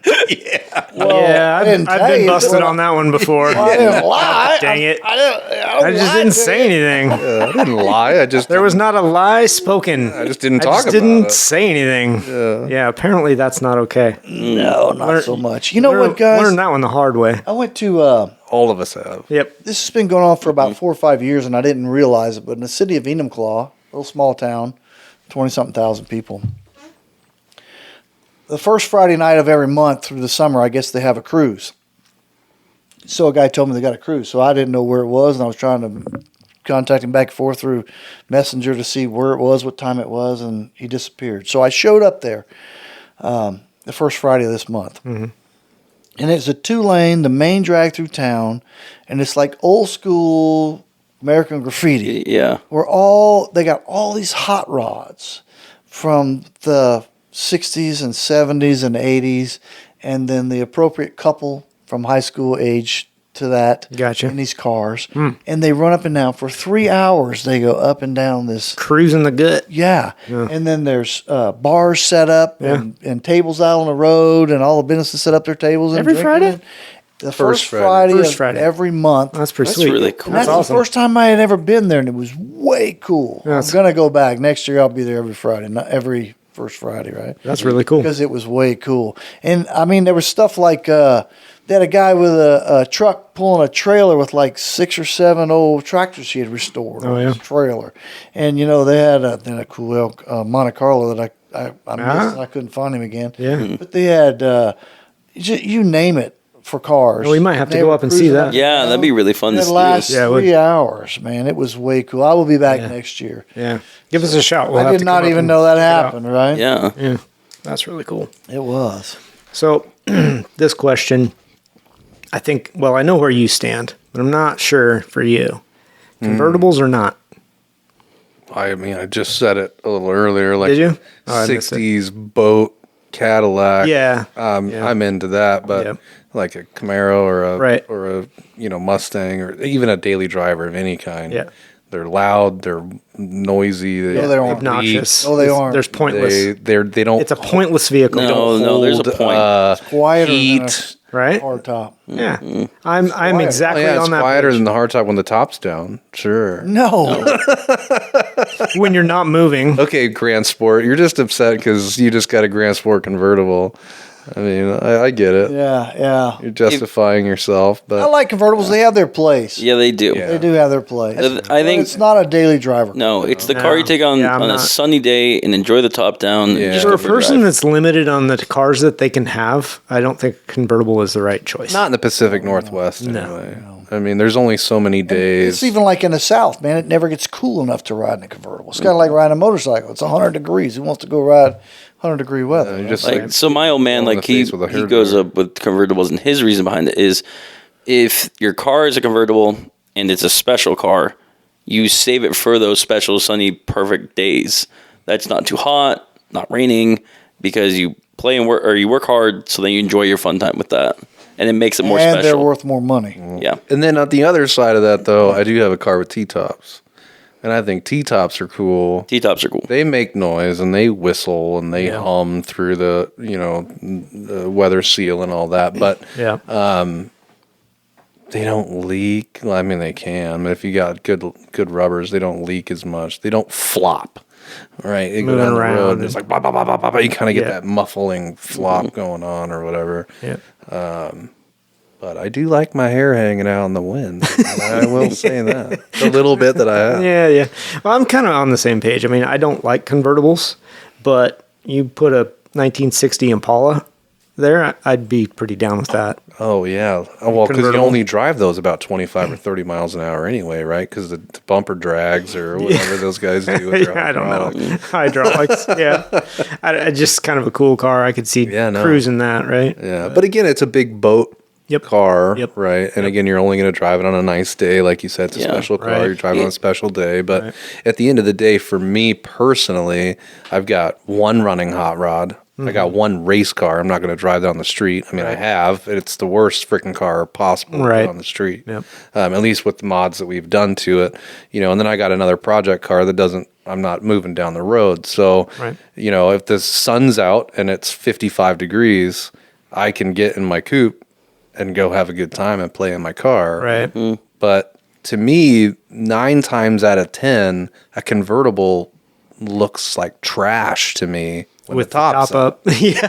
Okay, yeah, I with the agree. top up, I Yes. 100% They agree look with that. ugly. Yeah. If the Like top's a not C2 down, Roadster or hardtop. Yeah. They're both cool until you put the top Top on. up. I think Yep. the Roadster's cooler than the hardtop But the until you hard- put the top Top up. up. Hard Same top. with the Cobra. Yeah. Did they even make They a do. top for the It's- Cobra? Yeah, it's really bad. Yeah. Is it like the top for the Gen 1 Viper? It looks like one of those like Yeah. no, it looks worse than that. It an looks like a umbrella. little toupee. What's the best way to do it? Like It's a bimini top like on a Jeep. no, it's like from I keep thinking of like what's the family with the Frankenstein Addams family. Monsters. It's like the Addams family kind of car top that goes on the top of it. It's like a toupee. But speaking of that, I wanted to say real fast that my argument for the convertibles is something like a Cobra. And Yeah, 100%. so like this weekend, I went out and enjoyed ours. yeah. It's fast race car, sports car, tops off. Yeah, yeah. But look at that. That's the top of a Cobra. Oh, that is ugly. Yeah.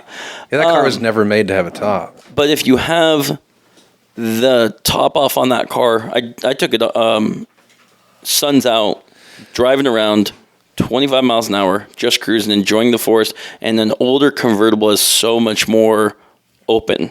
Yeah. And that's like, you don't need to go fast in those kind of cars to enjoy those kind of cars. Right. I think, a car like that, or even like the Gen 1 Viper, I mean, they were designed to not have a top. Yeah. Yeah, that's the top for the Cobra. What was that Buick he was talking about? That Avanti? It's kind of got a weird Avanti roof, but it's rag top on that thing. That looks awful. Ooh. Yeah. It's an afterthought, is what it is. Absolutely, it's an afterthought. It's not designed for that. Right. I mean, if you've got a convertible, good for you, and go enjoy it. Right, and I would too, but I think they're just ugly as sin when the top's up. Yeah. Even like the Gen 3 Camaro, not my favorite convertible, but it does have a decent body line when you look at them when they're convertibles. Granted, they weren't made that way to my knowledge, or if they were, there was only a few of them. But I've seen that's guys, what I was going to ask. I've seen guys that made them into convertibles, right. and they look okay. But again, you put the top up, and you're like, what the hell happened to your car? Right. Did you just slap one of them flexible tent things up some on top tent poles, of there? fiber tent poles. Right. Like it just doesn't look right. Yeah, that's fine. That's again just my opinion, but I don't know. I think like the convertible has its place. Its place is the experience for it. It's not for speed.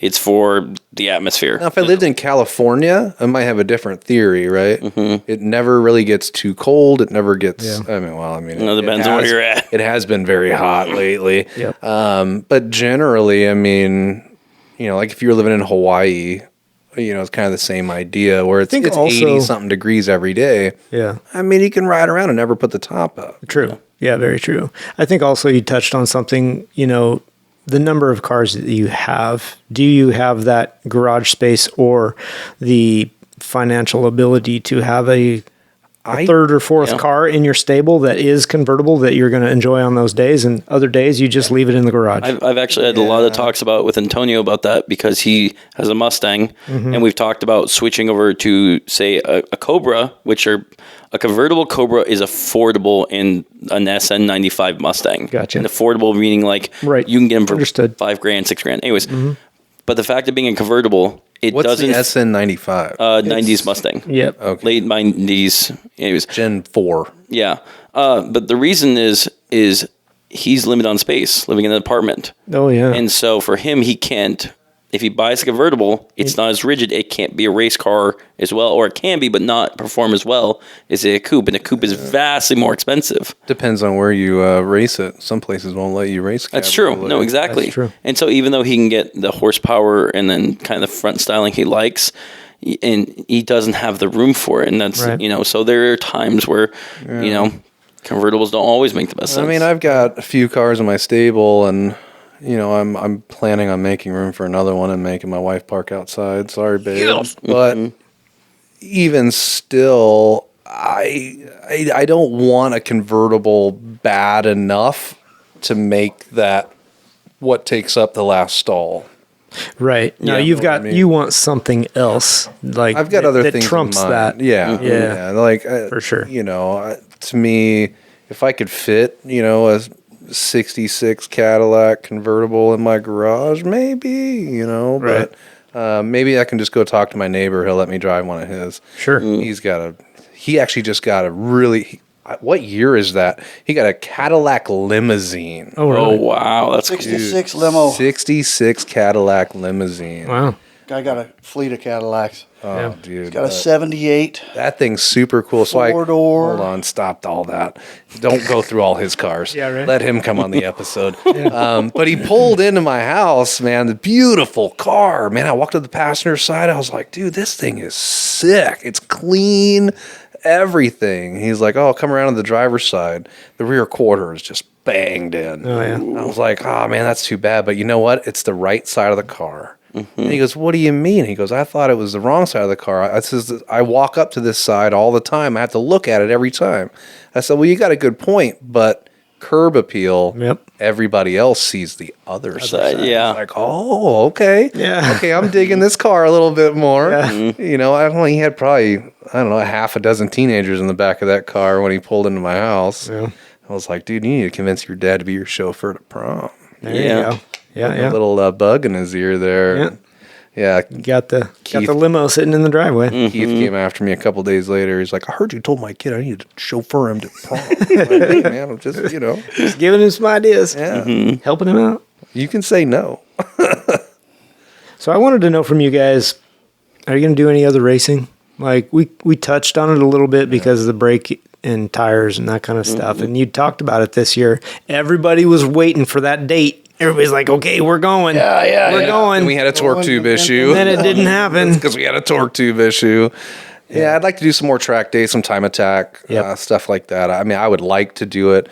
Here's the problem. We both race the same car, so it has double the wear on the car, right? Yeah. If you're both, same day. When we're in autocross, we run the same day. So we have made that decision that, like, hey, if we're going to do track days or time attack, only one of us is going to drive. Yep. The car needs a little bit of a rest. Oh, yeah. Which, is a bummer because then you're going to show up while he's racing and he's going to show up when I'm racing. Yep. But, we still get to have that experience together and at least be in the passenger seat. We actually did that depends. You got to watch what. Yeah, it depends on the group who you're driving with. Yep.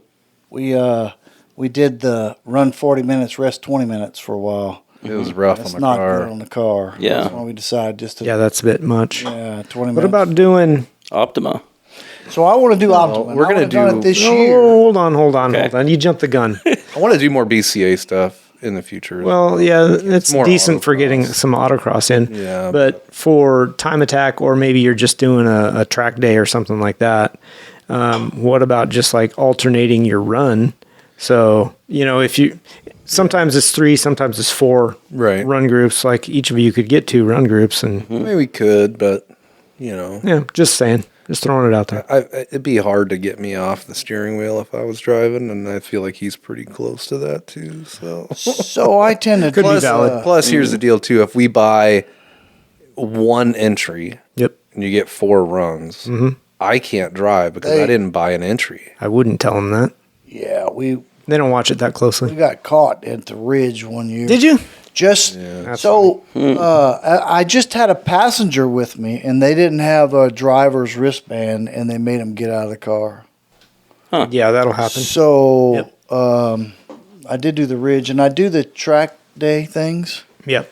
because of the cost Yeah. and the wear and tear. You can get You get an hour, 3 20-minute sessions. Yeah. Yeah.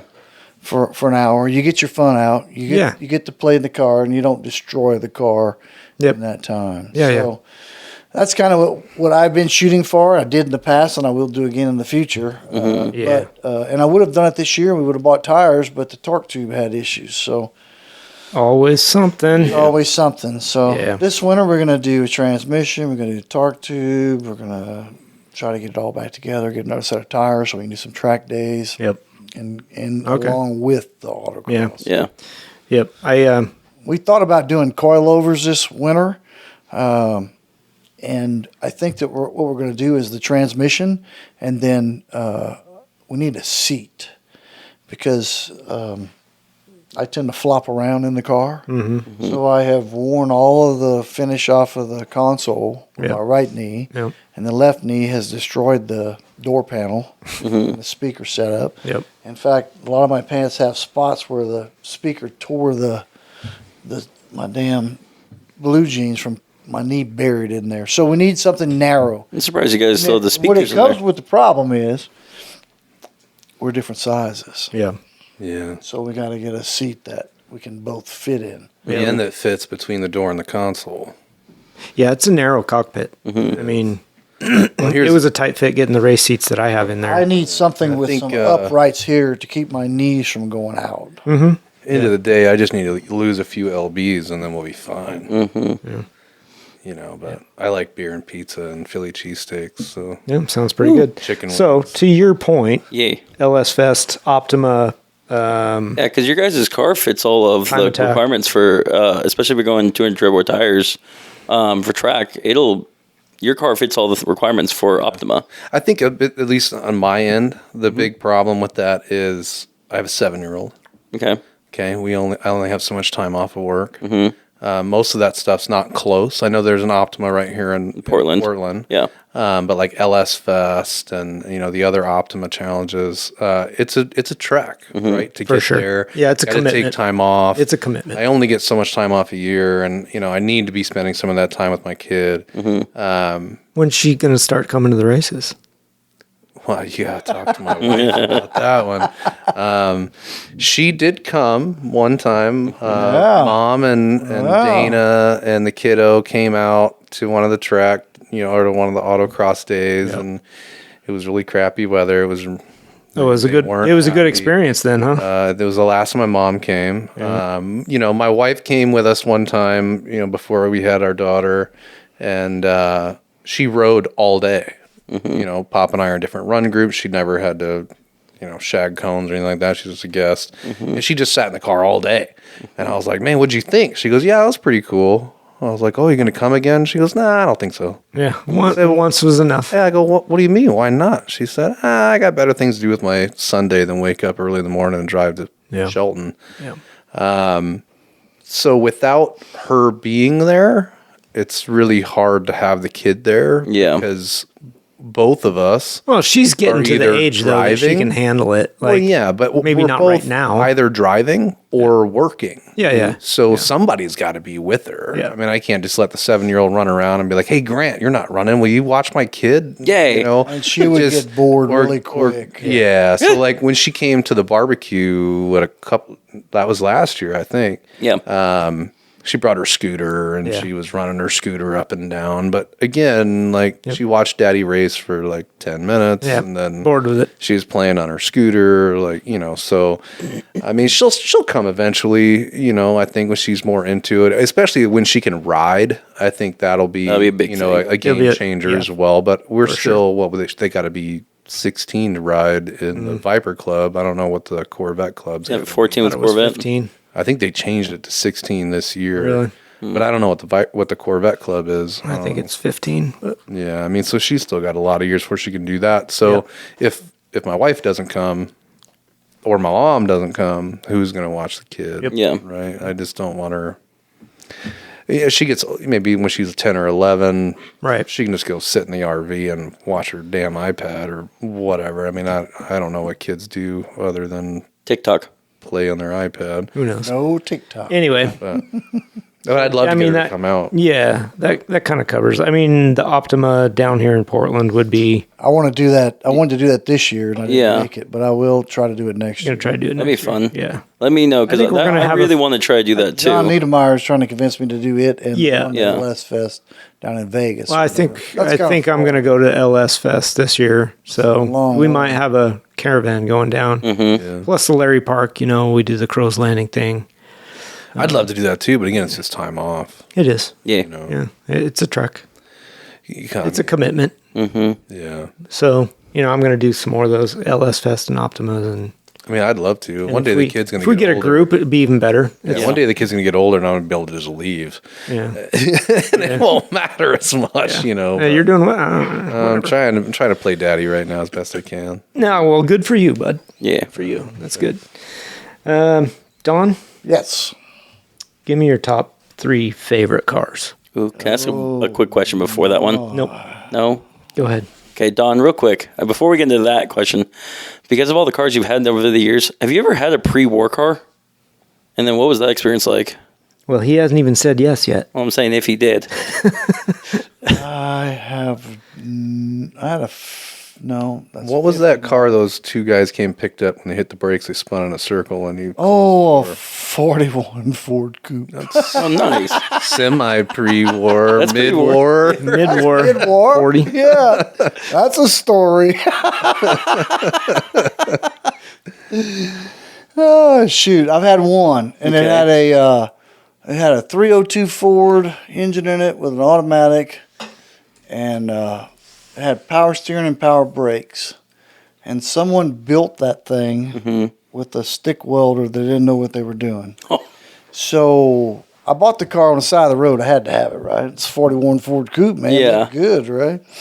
And I take off in the car, and when you touch the brakes, they had a reaction time. So you touch the brakes and nothing happens. So the next thing you do is you push it harder, right? Mm-hmm. And then they react. And then they lock up because you push them too hard and the car starts doing circles. So, yeah, I bought that car, brought it home, did a bunch of stuff, buying and selling cars, right? Yeah. And I saw that they had some problems with it. So I lived in the little town of Crowley, and I ran an ad in the newspaper in New Orleans. Now, you have to realize, prior to the internet and all that crap. Yeah, the newspaper. Yeah. So these two black dudes call me up, man. It's like 10 o'clock at night. Mm-hmm. And they go, "You still got that 41 Ford Coupe?" And I go, "Yeah, man, I still got it." He says, "We want to come look at it." I go, "Okay, come on down." He says, "Where are you?" He says, "We're in New Orleans." I go, "Okay. It'll take you about 3 hours to get here." "That's all right." I was like, "Bring cash. I won't take nothing but cash." Yeah. "Oh, yeah, no problem, man, no problem." So about midnight, I went to bed. About 1 o'clock in the morning or so, somebody knocking on the door. It's these two black dudes, and they're in a Good Time van. What's a good time van? A Good Time van was the conversion vans. They took vans and they made the Oh, like the shag shag walls and carpet stuff. Oh, Okay. yeah, right. Okay, They call them that's Good making a lot Times more van. sense now. So Good Times was the manufacturer that turned these vans out. Oh, okay. So these two guys show up, right? And we make a deal. We buy the car. It's dark. Can't see nothing. I got no lights out in my yard or nothing. So they leave, right? They give me the cash. Mm-hmm. And they leave. I go back in the house, and I hear the car go, vroom, vroom, and then I hear, vroom. I went, "Well, you hit the brakes." He'll figure it out. You'll figure it out. There's his experience with pre-war cars. That's my pre-war car stuff. Okay. Never had any Model A's or T's or anything like that. Mm. Although I've had a desire to take like a little Toyota or S10 chassis and drop like a T Touring car on it. It would have like automatic, and all that good stuff. Just a little drive around car. That'd be cool. Other than that, no pre-war. Have you ever driven a Model T? No, I've worked on the Model A though. They're slow. They are nothing like a conventional car. I'm told they're durable as hell. They're Durable. everything. I mean, there's not even cable driven brakes. It's all shaft driven. I mean, it's crazy what they did, but they're not a normal car, and they don't go anywhere. I mean, they were made to go down horse paths. Yeah. Right? I mean, dirt roads with huge ruts, and Yeah, that's all they had. Yeah. All right, back to it. Okay. No, you cannot ask another question. you're cut off. Cut off. Question. Top 3 favorite cars. Top 3. Not that you've owned. Not that my top 3 favorite. Yep. Okay, I have to say that because I don't do research on, and I haven't Don't matter. around like Ferraris. Doesn't and matter. things like that. It does not matter So, why you I like think it. My top car would be that C2 Corvette Grand Sport. All right. Are you familiar with that car? Yeah, absolutely. Okay, so Tim Allen built one of those, or had one of those built. Right? Yeah. That's probably number 1. Mm-hmm. Probably the 427 Cobra. Mm-hmm. There you go. Probably going to be in there too, right? Yeah. What color? I'm a charcoal kind of color guy. Mm-hmm. I like charcoal colors. Third one, wow. I would like, they don't even make it yet, C8 ZR1. So I guess right now my favorite car of the late model stuff would be like a C6 ZR1, right? So I think the C8 ZR1 would probably be at the top of that list. Okay. Mm-hmm. All right. But that C2 Grand Sport is one badass looking car. I don't know if you like those or not. Now, did they make wide bodies in the C2? That was a wide body. Yeah. So it had fender flares. Yeah. The C2 with fender flares, to me, is a badass looking car. Yeah. It takes away from the car because it didn't have that before, but Mm-hmm. I think it makes the car to me. Is that one car that has been on your mind, like even when you were little? Cobra. That one wasn't? That was your poster car? Cobra and the Ford GT40. Those were Okay. the two cars. That Ford. So what would I like to drive today? Boy, I'd like to get on the track with a GT40. Oh, yeah. Or I'm a real Or drive your C6 Grand Sport. V8 ground pounding kind of guy. Yeah. I would love to do like, the 60s, 70s Trans Am races, cars on the nice. track. Yeah. Or, that would be so cool. Or today, like, your, I'm not real familiar with the C7s, but I think that C6, they made an R or whatever. Yep. Or GT1, GT2. I would, if you ask me what I want to do, is I don't want to go to NASCAR school. I don't want to go to the Indy school. I want to do the ground pounding V8 road race. Yeah. That's where I'd like to go. Yeah. Either the V8 supercars or you want to do GTD. Yeah. GTD Pro. You know what? That's what the C7R and so that V12 has a really cool sound, but to me, it's hard to beat that ground pounded V8. Buddy. I mean, and the C6 LS7 with that cam, like that silver car. To me, that's like the cat's meow of all sounds. Yeah. So that's 2 cars that you'd want to, or yeah, that's 2. Give me one more. He gave you 3. Was there 3? GT40. GT40. Yep. Well, he added that one as Cobra. a car. Oh, the Cobra. ZR1. All right. Well, and a C2. Yeah. C2 Grand Sport. It's a Okay. cool car. Good list. Another very important question. Oh, I can't wait. Yeah, it's a good one. I'm a virgin. What? Oh, no, that's not it. Okay, the show's over. Wait, Thank you, everyone. that doesn't make sense. How am I here? Mailman. Milkman. It's the milkman. We didn't have a mailman. Somebody that came door to door. Yeah. I don't know, vacuum cleaner salesman. Yeah, the knife I don't know. guy. Yeah. What car's a hard no? I tell you what, you can put the GT40, the Cobra, the ZR1, any of those in front of me with that bright red interior, and it's a no. As Bullshit. bad as I want that call car. bullshit. I call hard. Bullshit. Here's a C2 So full Grand of it. Sport. It's got red interior. Got but red I'm gonna interior. give it I'll to change you. it. Yeah, exactly. Yeah. Oh, come on. Something that's Full of shit. built. What is a definite no? Somebody gave it to you, said, here it is, and you refused to drive it. Yeah. One of them Cadillac 468 cars or whatever the hell they are. 468? What's a You know what? How about this? don't know what How that about is. a Engine Chrysler shut off. They K go, car? it's an 8-cylinder, What- but they what's a shut Chrysler down to K car? 6 or 4. Like, you say K car, and I think of a little Japanese small, but I've never heard of a Chrysler K car. So I flew into California for my first time in 85. Again, don't And ask I me. had I rented a don't car, and it was a Chrysler K car. So I left the airport, LAX, and I thought I was going to get run over because that car won't get out of its Oh, own yeah, way. that's pretty. Yeah. It just That's won't even get Chrysler's out its version of own. a Ford Fairmont. I made it's it like to a- the hotel, and I called around and got me a Lincoln Town car and turned that shit in the next day. I was like, screw that K car. I'm going to get killed in that damn That thing. K car looks like a lesser. That's a definite no. What's it called? Yeah, I don't 80s blame you. Mercedes. No. Oh God, 80s Mercedes. Yeah, is like it's better than boxy, that. just like Way that. better than that. Well, it's like the Mercedes we have at home. You know, Yeah. like that meme. No, I'm not familiar, but that's fine. I'm not either. No. Okay. But yeah, I don't does blame you. look pretty That's, bad. So that's no, a valid no answer. K car from me. All right. Yeah. Yep. No, I think that one's a good one. Mm-hmm. It's very Ford Fairmont esque. It's terrible is what it is. It's pretty bad. Yeah. Yeah. And it won't get it. How my dad said that it can't even fight its way out of a wet paper sack. Yeah. That's pretty sad.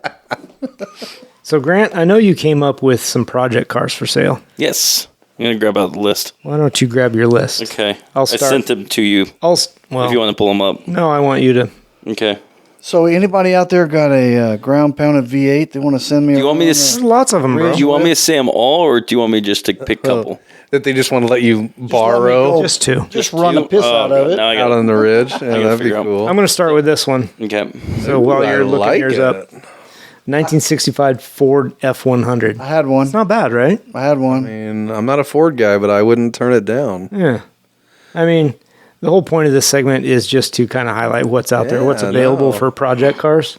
I mean, it doesn't look terrible either. It's not bad. It's fairly straight. Interior's actually decent. Like the dash is in good shape. Rubber floor. Looks like probably, I don't know if they had a 4-speed 65. Maybe it was a They had the 3-speed. Granny 4-speed in Yeah, one yeah, I had. yeah. So mine looked better than that. Yeah.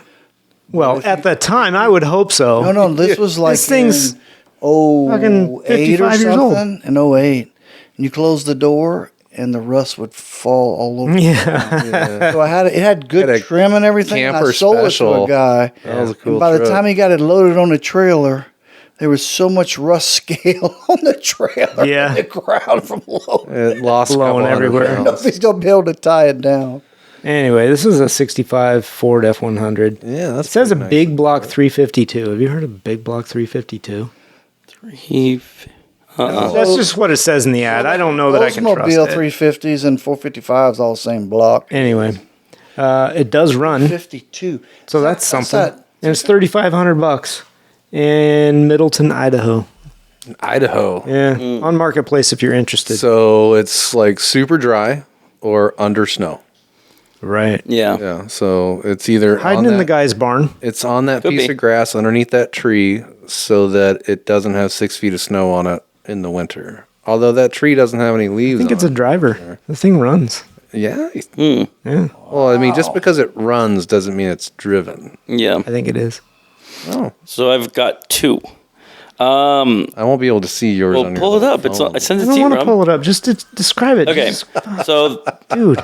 I don't know if this is out of the realm of it might be within the realm of some of our listeners for price, but I also don't think it's worth the price, but it has potential. Keep going. So it's a 1959 Ferrari convertible, quote unquote, but it's a like replica car. Quote unquote, like, did they chop the top off? Well, the hard part I'm having is like the body. It's in a style of a Ferrari, Let me see. but here. Let me pass this over to you. It's in the style of Ferrari. It's definitely a project that needs to be gone through, but it doesn't look like it's an actual Ferrari bodies, but it's decent. It's 100% and it's got potential. fiberglass. Yeah. It's I I can't like those seats, though. I can't see the phones. Do you see what it says for what's got on there? For what? The details. Oh, I mean, you want me to read it? Well, you got the phone. 327 Corvette motor. Yeah. We're winning already. There you go. 3-speed, manual, new parts. So it's got new parts. This is so it. you guys this is, know. This is the one you're talking about? Everybody that's got a 283 or a 327 Hey, he's willing to trade it for a or knucklehead or a 350 panhead. for sale, they're going to tell you it's out of a Corvette. Yeah. Anything 327. It's They're gonna got tell So it's a It's Corvette recreation, is what you're telling me. yeah. It's definitely a fiberglass car. 327 Corvette motor, 3-speed manual. It's I mean, it doesn't look terrible. I do doesn't- like the seats that are in I- it. No, it's it got a looks lot of pretty cool. potential, It looks and it's pretty got the cool. wire wheels to it. It's got sides exhaust. The basic shape is there, and it's together, which is good. Do Yeah. both exhaust pipes go down the passenger side? No, so two sets. One goes on the passenger, one goes on the driver's side. Yeah. It looked like it had two pipes. Those seats aren't bad. Yeah, there's two pipes, and they both go down each side. interesting. It's a recreation of a 1959 Ferrari 250 Testarossa. Dude, that doesn't look good. The problem they got, Just got- in my opinion, is the price. They want Yeah, it's way too $27,500 for that. yeah. And that might be something to stick around and watch. It might go less than that. I think for a project where it's at, and if it runs, it's probably 15 to 18 because it like if you Yeah, I put could see that. like paint and stuff, it's a nearly there project. I'd say like Yeah. 90% there is provided there's no rust and it because the body Doesn't doesn't. appear to be. Yeah, the body doesn't look like it needs any work to it unless you want to do work for like the hood scoops on front needs to be changed if you want it more looking like an original Ferrari. I think for that price, you could get a lot of cool stuff. though. You could. True. It's too high for what But it if- is, but I think so. But it has That's a cool potential of car. being a is really cool. good replica. Yeah, Agreed. I agree. And Yeah. that's the thing is a It'd be car a like fun that, car. even trying to get like a normal one, if you were to buy a normal 250 Testarossa, you're looking at like 59 million, So- $37 million. Million? A million. Yeah. Guys ever, Yeah. So they're dumb. You guys ever But they're super rare. mess with these fiberglass body cars? yeah, Have you? You have one. I have one. So tell me about the like door hinges, door latches, striker, stuff like that in a Non-existent. fiberglass car. Mine's piano hinges. Okay. So that's what I found. Oh, that's your Lambo? Yeah, it's Kit really car bad. things Yeah, is yeah. their doors and things. So you can. So this guy had a '64 Corvette convertible, so a roadster that he had widened, and he had the molds for the fiberglass body to put it onto a C4 chassis. Okay. And I could have bought the molds and everything. But when you get to the doors and the deck lid and the hood, it's all in that mold. You have to like cut it out and make the doors and make the deck lid and make the hood. I see a lot of work there, man. Yeah. Yeah, no A doubt. lot of work. What you got over there, So Rob? this is His the other one. this is the second one I found. So that was the Ferrari, you know me. And oh, by the way, Is that a white cloud? the Ferrari I wanted to say is Silver in cloud? It's a Bentley. the Silver cloud. the Ferrari. By the way, for our listeners, is in Sholo, AZ. What the hell is that? That's the city, Arizona. Arizona. Sholo? Yeah, it says literally show and then low, SHOW space. Is that like LO. Doas Tripla? I don't know. Downwind of the Semantics. Who treatment cares? plant? It's in Arizona. It's on Marketplace if you're interested. Yeah. So the second one I found is a 1962 Bentley S1 with the Chevy small block into it. Oh. And we're going a little bit fancier for this episode. But it's all there. It's all together. $2,000 worth of fancy. And that's the thing. It's $2,000. That's it? Yeah. Looks got all the clean trim and and It's the got a chrome. Chevy Photo. 350 into it with a 350 turbo trans, as a Mustang 2 front end with that new a brakes 2x4? and Yeah. coilovers. That coilover's held up with a 2x4 from the looks of it. Yeah, it's something. Is not that right car there. only That ball $2,000? joint's hanging It's out only there $2,000. loose. Yeah, 2,000. Yeah, So- that does not include the 2x4. But that's the thing That's is, extra. So I might be interested in that. yeah. Do not send that to him. Send that to I'll me. send it to you. Tell me it's in Florida. It is Oh, maybe it's a in silver cloud roll. Chandler, It's a Arizona. Bentley. Chandler, Arizona. And that's the thing is it's in dry heat, so I mean it doesn't look rusty. It's got dry rot instead. Yeah, but that's the thing is for $2,000 and you're getting a '60s Bentley. Man, that doesn't I mean, look there's bad, though. how often do you? Now it'd be an interesting project for sure. Yeah, you know, and that's And especially it's since got a Chevrolet under the hood. I mean, I'm in. the biggest thing with that project I noticed is hard to find on those cars is interior pieces and the small little things, and it looks like everything is there. And All the dash and gauges. Well, I'm looking at the dash. Is it right-hand drive? oh, Oh, it is. It is. It's right-hand wow, drive. that's even cooler. Yeah. oh, sweet. So, Yeah. yeah. So any of you JDM guys are looking to convert your You got your to American into a Japanese, you can buy this for $2,000 and just have a Bentley. throw the components in, or Just just have a Bentley. have a Donna Bentley may instead. have Right-hand drive Bentley. That. Yeah, you could Just gave put me a a heads up. 2JZ in that if you don't like the 350. Yeah, but it's nice because it's also, like I said, it's got coilovers on it. It's got new brakes. You know, so it's as a driver, hopefully it should all be there, especially with the That'd be 350. neat. Like We got Don just thinking about this one. He's about to drive to Arizona. there's some friends of ours down there Bentley? who can look at it. A Bentley. Bentley. Right hand drive. So the don't one like car the I've car. never heard my father ever talk about in my Is a life Bentley. is a Bentley. And he's over here already got that ad up on his phone. Oh yeah, he's going. Wow, this thing's got tubular. All right, let's He's get- about Disc to- brakes. We're going long. Let's get this Hey. going. So the last one I had was, and it's funny that you said a 1941, but I found a 1940 Ford Coupe for $6,500. Oh, cool. It's a little bit rough. Can you see that? I can see that. Yeah. But it's got half the I windshield. thought it was pretty cool. Like the body's all there. There's rust and whatnot, but Did he start what are putting you gonna Bondo expect on from that one kind of- side of the deck lid and not the rest of the? oh, who knows? It looked like it rumble might have seats got in the sanded. back? I don't know, dude. Dude, if it's got rumble seats, that's another dream of mine. Yeah. Hey, by the way, the last time Look I at that. talked about a Got a dream motor. here on this podcast, it came true. So if anybody's got a rumble seat, I have always wanted to ride in a rumble seat. Same. So I'm just That'd be going to throw fun. that one out here now. Maybe I'll end up in one of those like I ended up in the first gen Camaro. Yeah, it seems like I saw one of those recently. I'm not sure. All right. But So that's anyway, really cool. yeah, 1940 neat- Ford Coupe, $6,500. It is in Does it have a motor? Portland, Oregon. It does have a motor. It does have a motor. Yeah, In Portland. motor equipped. Do you know what a 59 AB is? That's what the motor is. Negative. 59 AB. The Saab No motor? idea what that is. Hopefully it's not a 59cc. It could be. I'll go with the That's 80. a heavy ass car though for That's that. a big car. Yeah. I don't know. It It's a doesn't neat, have to be licensed if it's under 50 cc's. it's a neat looking car. I thought it's a neat car. Oh, that's cool. This I like is that truck. this is the coolest car I saw this week. The 1955 Chevy pickup. That's neat. Cruising down the road, actually saw it today. I was like, Yeah. oh man, I haven't seen shit this week. And there was one right there. I had the same thought today, and I saw mine at, where was I? I was at the neighborhood Walmart today. And what did you see? It was hold on, let me grab my phone. Oh, did you was take a a- picture of it too? I did not, but I wanted to have a picture to show you guys. So I walked into neighborhood Walmart today, and I saw this gorgeous Royal Enfield motorcycle. Oh, that's And cool. I was looking at it. Yeah. I was like, man, this thing's sweet. It's obviously been redone. Went inside. When I came back out, this old guy, he had to be in his mid 70s. Surprised he was even riding the thing. And he was backing it out of the spot, and he had it running, and you couldn't hardly hear it because it's only like a 350. Yeah. And it's super quiet. And I was like, man, I was looking at your bike on my way inside, and he had to turn it off Oh. to hear me. I'm like, Oh. dude, I couldn't even tell that thing was running. It was That's so funny. quiet. Yeah. But it was so I pulled it up here. It's a 1975 Royal Enfield Bullet 350.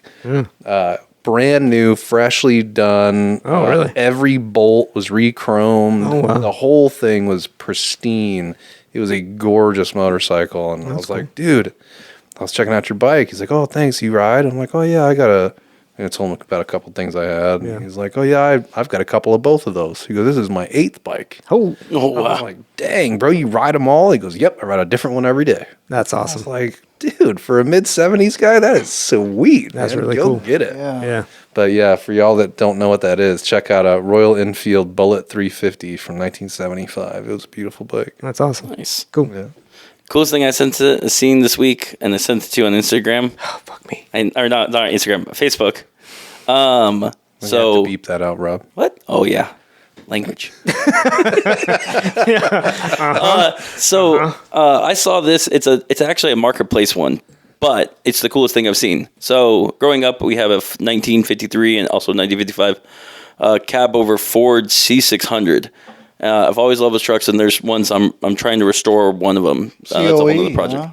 But I found this on Marketplace, which I thought was really cool. It's a Ford C600 that someone converted into a 4-door. Yeah, extended cab. Yeah. Crew cab, rather. Yeah, they that because they never came in a crew cab, so they added extra doors and interior to the back of it. And I just thought that was really cool, seeing someone actually do that and keep it like period looking and stuff. So you saw some Marketplace. This is on Marketplace. It's not bad for price. $29.5 is what they want for it. Because those didn't come with a cab or with a bed, did they? No, Ooh, they it's got didn't. Yeah. They came with I wonder what like kind of bed. Is that a... because the C600s like were a the square medium. body step side Yeah, bed or something? yeah, it's got a steps out on that one. Yeah, because the original C600s were medium duty trucks, so they came with just frames, so you could box So- them. Like ours has a crane on the back of it. Yeah, I've seen F600 not correct? No.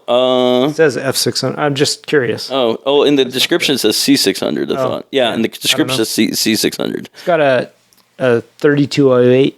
It's got a Caterpillar V8 in it. V8 Caterpillar. Yeah. Whoa. Oh, shit. It's Yeah. got a Caterpillar in it, too. Yeah. Wow, that's wild. 5-speed manual. Bet that thing's got some serious torque. Yeah, it says quad cabs pickup with regular hookups, and it's I've never just a seen really one of those cool with a bed on it. resto mod car. Well, the bed looks period correct. It looks like a 50s step-side bed. Yeah, it's definitely not a square body now that I see it from that angle, but Yeah. it's, yeah. Oh, That's pretty neat. Well, Yeah. I saw Oh, but even look a at that. cooler So ride. Yeah, I'm excited to hear Don's this Still one. looking at this thing. This thing was so cool. So the Wang, right? How big's that thing? Like 7 feet wide? What's a Wang? The Wang? The WANG, Wang. Yeah. you know, you, Like you got on your car, Right. you know, they're huge, right? A smart car with a wing on top of it. No shit. nah, Yeah, That's it's their- off of the bumper. gosh. It had wheel Off the flares. Yeah, it came all the way up to the back of the car. This Wang is way over that car. It had fender flares and wide wheels and tires all the way around. That's amazing. That was strange. That's so amazing. That was the coolest thing you've seen this week. Right? I question The that. strangest thing, maybe, but No, I went Please to tell that. me it was in the So- bright Dude, color. I went to that Friday night. so you're gonna do that to Bernie, That drag thing. Pop? No. You're not gonna do that to Bernie? Tinted the window so nobody knew I owned it. Who's Bernie? I have a smart car. He named Wow. it Bernie because he drags it behind his So- RV like so- Weekend at Bernie's. I hauled this thing down with the RV that Josh has, right? Yep. I went all the way to Louisiana dragging that stupid little smart car. So the wheel width of the truck is like this. So if I go over bumps and stuff, the little car was catching all them bumps, man. That thing beat itself like 3,000 miles down and 3,000 miles back. It earned the name of Bernie, like the Weekend at Bernie's. Yep. You know? Yep. Did you throw chicken bones around and all that too? No. Sorry for all y'all that don't know what Weekend at Bernie's is. Yep. Now you got to watch the movie. Yeah, watch them both. Yeah. The first one was better, but still. There's a sequel? Oh, it was a good one. That's where the Okay, chicken let's not bones- get. Okay, let's okay. no. Anyhow. We're done with that. This is not your movie podcast. No, it's not. We'll talk later. Yeah, there you go. All right, that's it. Let's wrap this thing up. Thanks everybody for listening to Untitled Car Project. Go ahead and give us a 5-star rating. I know this was probably a long episode and hard to get through, but we're worth it. But before I we feel like think we're so. worth it. I don't know. Yeah. before yeah. we end, we said we'd say this at every episode. No, we did not. That- Ian said that. But he's not here, so I'm saying up for All it. right, go ahead. So, as a reminder for all the listeners, we are going to SEMA this year. That's fantastic. So, super excited. So, if you guys have any questions or any boosts you want us to see or anything we need to check out, send us an email, send us a comment. We want to hear about it.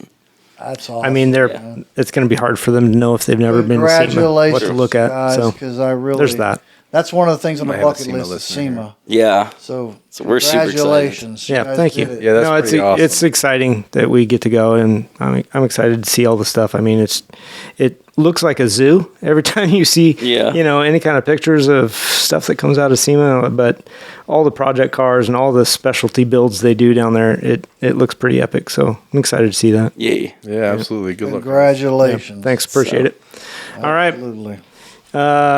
I'm not even gonna give him a chance. Thanks for coming in, guys. I really Yeah, thank you, appreciate it. guys. Thanks for having Thanks for us. having us. You for bet. having me again, anyway. Absolutely. Yep. And more in the future, hopefully. So, Sure. all right. Thank you and good night. Bye. Bye.